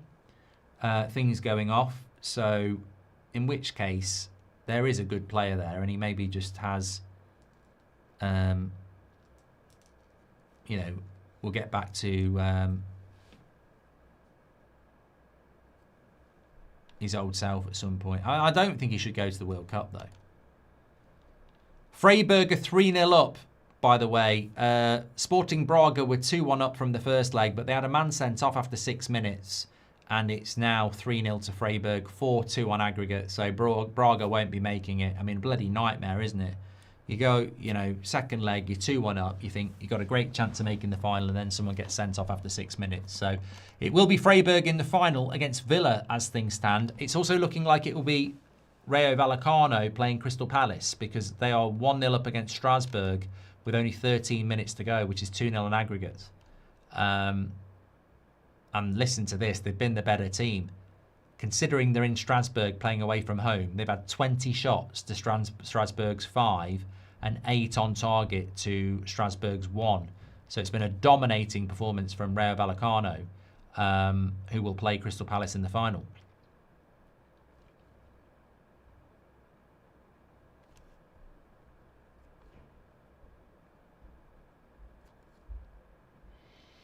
Wasn't Ben Chilwell meant to be playing for Strasbourg? You never hear about him, do you? That PSG team is up there with Barca 2005 and Real Madrid 2017 and United 08. Says Connell. I think if they win the next one, they will be. Yeah. Honorar says, do you think increasing the Champions League quota has lowered the quality of the Europa League? Oh, yes. Yes. I think it's massively benefited the Premier League. I'd be very surprised. They might look at it in a few years' time, but I think that the Premier League will win the Europa League every year now. Because of how big the Champions League is, all the decent teams end up, hold on a minute, Rodgers, he's on his own, he's got no support, but if you can find McGinn on the far side, oh, he's messed it up. Yeah, I think because the Champions League has got, is so big now, 36 teams in it, all the decent teams from the Bundesliga, Serie A, La Liga, are in the Champions League.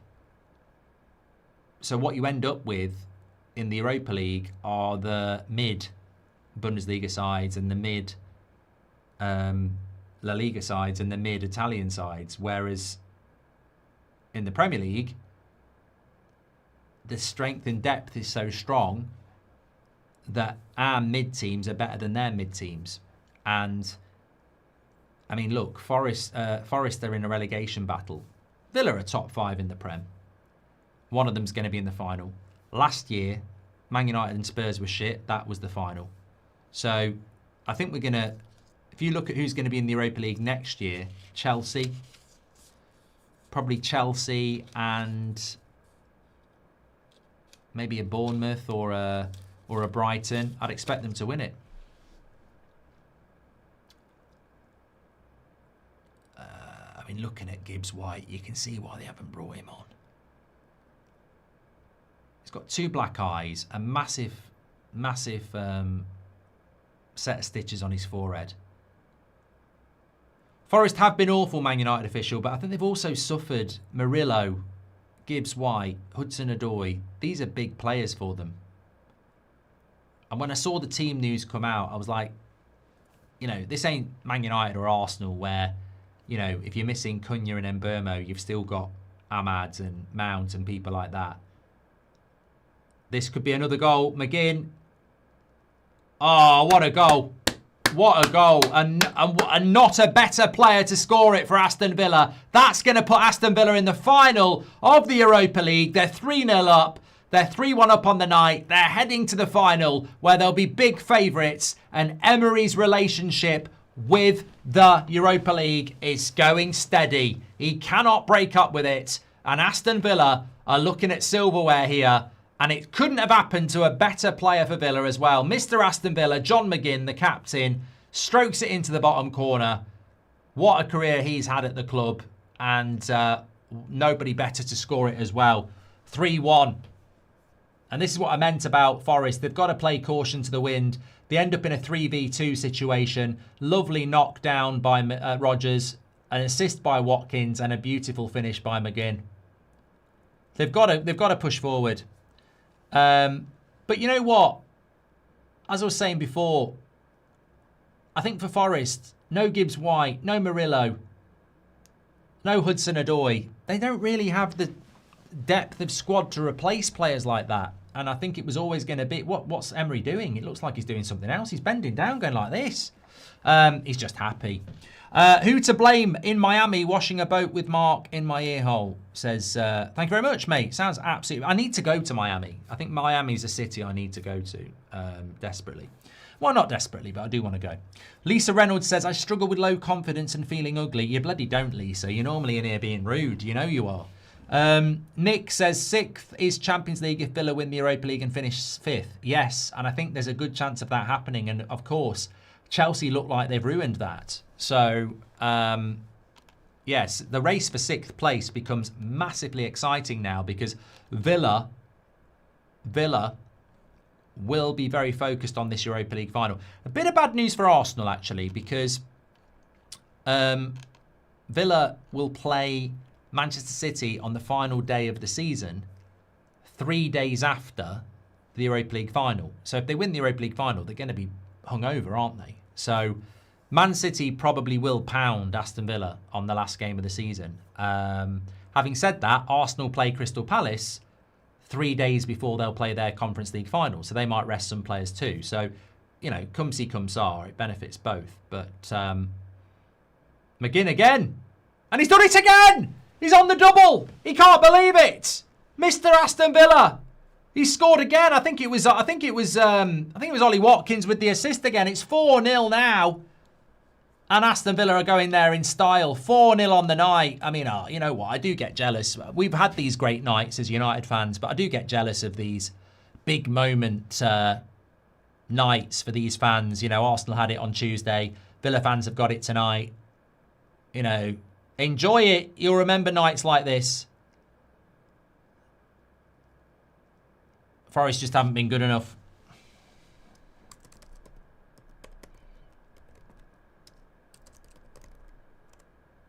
They just don't have the depth to deal with.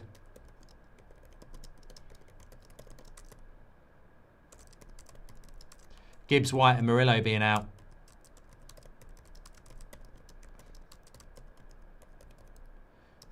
I wonder if that means that Anderson will start to think about having a move now that the season is basically over. I mean, they're safe. Well, they're not quite safe yet, but they're pretty much safe. Yeah, but absolutely battered tonight. And John McGinn, 2 goals in the space of a few minutes. We've only got 10 to go.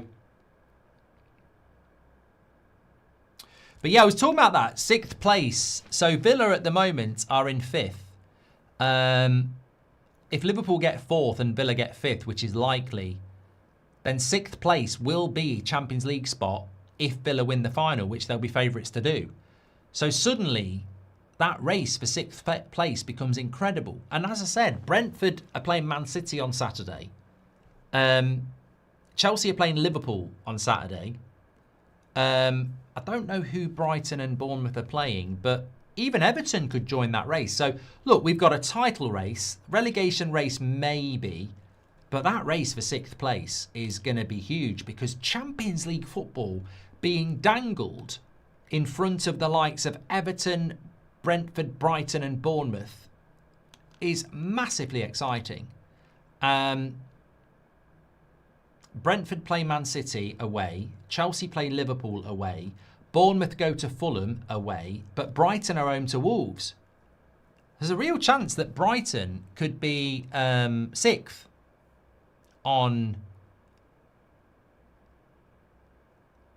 Saturday night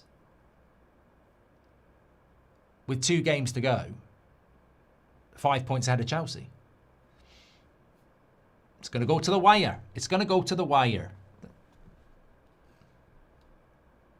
Exciting. But of course, 6th place is only Champions League if Villa finish 5th. Now, Villa, obviously Man City, I think they'll lose to. They're at Burnley on Sunday, which could be 3 points for them. And then next Sunday, they're at home to Liverpool. So, you know, that game could decide who finishes 4th or 5th. So 6th place doesn't get Champions League football if Villa finish 4th. It's only if they finish 5th. And the reason for that is 5th place is a coefficient place. So if you finish 5th and you've already got a spot, it has to move down. But if you finish 4th, it doesn't. If Emery wants to come to United, will you take him or Nagelsmann, says Michael?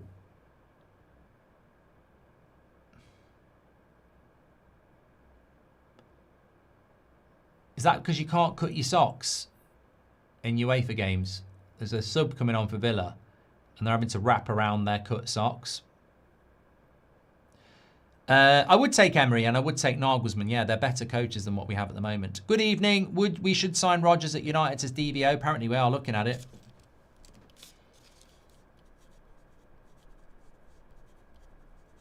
Two players United are looking at from this game, Anderson and Rodgers.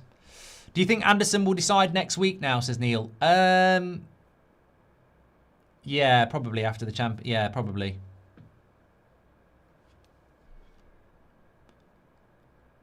Maliki says 6th place, will be happy with the result. Who would you want to see in the Champions League? Brentford, Bournemouth, Chelsea, Brighton?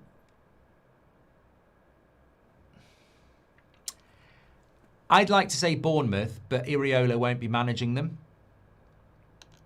So I think stability-wise, Brighton might be the best. Because Hertzler's going to still be there. They've probably got the best squad for it. I think Brentford, it would kill Brentford in the Champions League. It'd be funny, but I think it would kill them. I don't think they've got the squad for that. I think they could get relegated with it, actually. I think they'd really struggle. Could Fulham still do it? Well, if Fulham beat Bournemouth, they're a point behind. They're a point behind Bournemouth, so Fulham could still do it. Yeah, Fulham have got 48. Brighton have got the best goal difference out of everybody.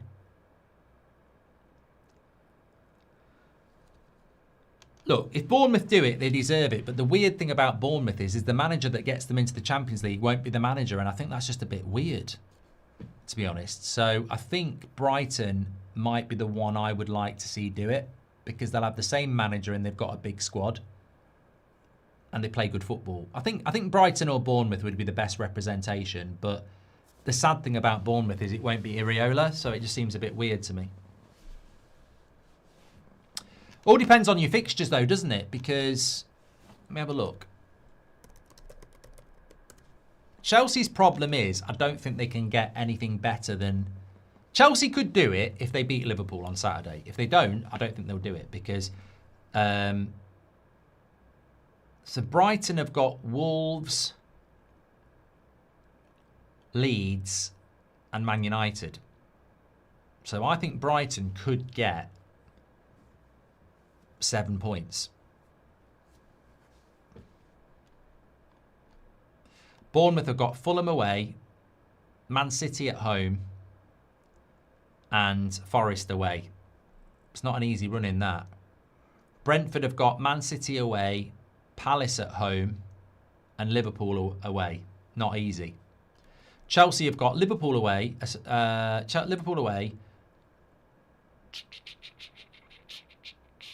Spurs at home, and Sunderland away. Who else could do it? Brighton we've done. Everton. I think Everton would need 9 points. Palace away, they could do that. Sunderland at home, they could do that. And Spurs away. If Everton won their next two, that game at Spurs becomes very interesting because they've got something to play for, haven't they? Fulham, Bournemouth at the weekend. Then they've got Wolves away, where you expect them to win. Newcastle, I mean, Fulham could do 9 points, 57. That's not over, you know. Fulham and Everton have probably got the easiest run in, and they probably need to win all three to get to 57. Brighton, I think, could do 57 as well. I'll tell you what, that race for 6th is very exciting.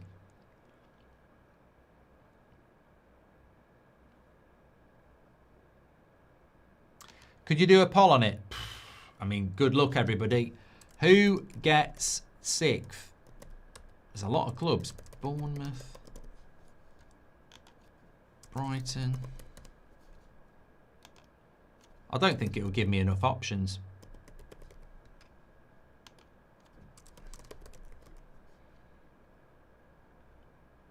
That only lets you do 4.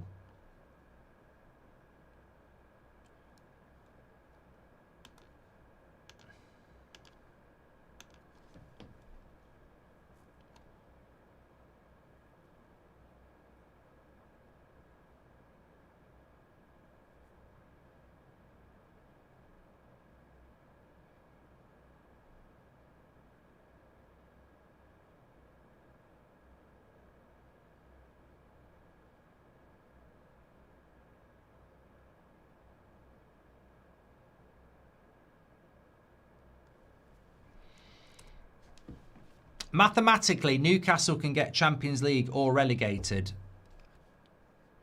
Newcastle Oh, Newcastle. I don't know why I'm doing a song about Newcastle. No, Newcastle ain't getting Champions League. 45. They're 7 points off 6th. Forget about it. Forget about it. You ain't doing it. Thanks everyone who's tuned in tonight, by the way. Really enjoyed it. Villa 4-0. Fantastic result for them. Very exciting times to come. Anyone but Chelsea should qualify us as DVR. I mean, Chelsea, it would be a miracle. And it would be the great escape if Chelsea got it. Because I don't feel like Chelsea deserve it. But you get what you deserve after 38 games. If you were Iriola, would you stay if you got Champions League? He can't, Jack. They've appointed somebody else. Iriola can't stay. I wish Maresca stayed. Could have had nights like this, says Alian. And who would you like to see finish 6th and why, says Ryla? I think Brighton. If Iriola was staying, I'd say Bournemouth. But to me, it just feels wrong for Bournemouth to qualify through Iriola and then he's not there. It doesn't make... I think Brighton makes the most sense. Brentford, if they get it, amazing. But I just don't think they'll be able to deal with it. So I think Brighton, for me, would be the best.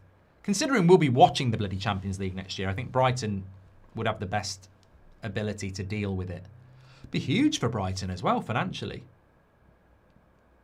I mean, we don't talk about that. I mean, Brighton in the Champions League, would they be ambitious? You know, their recruitment could go through overdrive because the thing about Brighton's recruitment is it's so good. Instead of buying 2 or 3 talents, they might go and buy 7.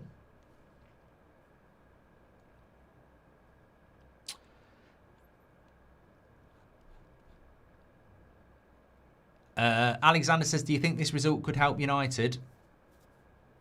In what way? Alan says, Bournemouth would probably be the best, but would love to see Brentford do it, given Keith Andrews is manager and I'm Irish, but yeah, might not be the best. I think the trouble with Bournemouth as well, they're going to lose their manager.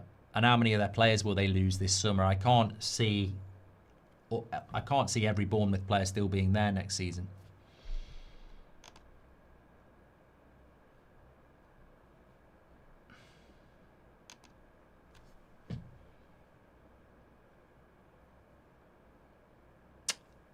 About 3 minutes to go. Stoppage time. Nothing's going to change this now. Remember, if you want to get yourself down to Baller League on Friday, tomorrow night, or on Monday, links in the video description. It's nice in the live chat. Great to see you down there. 2 big games for Gold Devils. Massive game tomorrow night as well between Prime and NDL. I think it's going to go off like a bottle of pop. Looking forward to it. Scott is leaving, says Brands. That's what I mean. Scott, Truffett, Krupe. Sensini's definitely leaving as well on a free. So that Bournemouth side will be decimated. Sorry, Senesi, not Sensini. But then again, if you're Senesi, he'll only be going for wages, won't he? Imagine that, like Senesi leaves Bournemouth to go to Spurs, who won't be in the Champions League, but you could be in the Champions League. £25, Sanjay.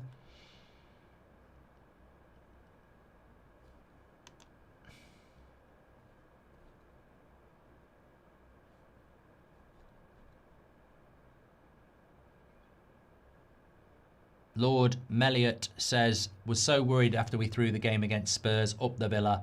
Oh, they'll be loving it tonight. I'm tempted to get my shoes on and go down the local, but... Yeah, that guy in the middle. I know him. I'm going to see him tomorrow. He doesn't go to Seb's school. He's too old. He takes his kid to Seb's school. I see him every bloody day. He always says, all right, Goldbridge. No word of a lie. The one that was going like that. Lovely guy. I'll tell him tomorrow, you're on the telly. He'll have loads of people going, you're on the bloody telly.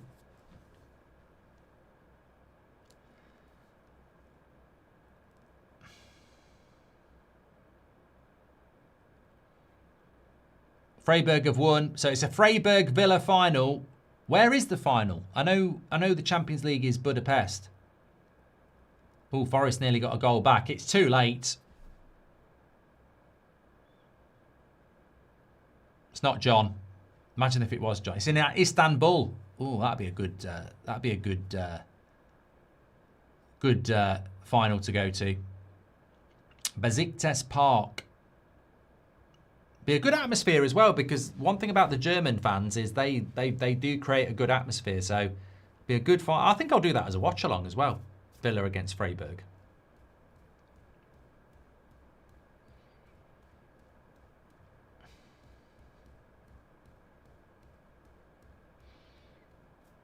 Emery shakes hands with the Forest manager. Prince William's clapping. He's shaking hands as well. You had nothing to do with it, Prince William. And that is the final whistle. Well done to Aston Villa. I think for Forest, when that team news came out, you just felt Murillo, Gibbs-White, Hudson-Odoi missing too many important players. Ollie Watkins looking a little bit like a Poundland Terry Butcher. I mean, it's hard to think, isn't it? I heard somebody in the chat just said there, Ollie Watkins, that's a bit disgusting with blood coming through his bandage. I watched a game of football when I was a kid where Terry Butcher had a bandage on his head for an injury. It was soaked in blood.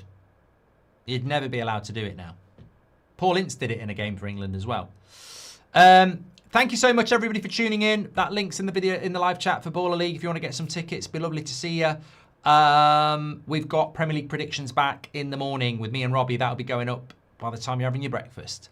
Make sure you stay safe, take care, and watch-alongs this weekend start with Chelsea against Liverpool on Saturday, lunchtime. But also, don't forget, tomorrow night, we've got Frankfurt against Dortmund. Live match footage on That's Football. Take care, everybody. Stay safe, and I'll speak to you on the next one.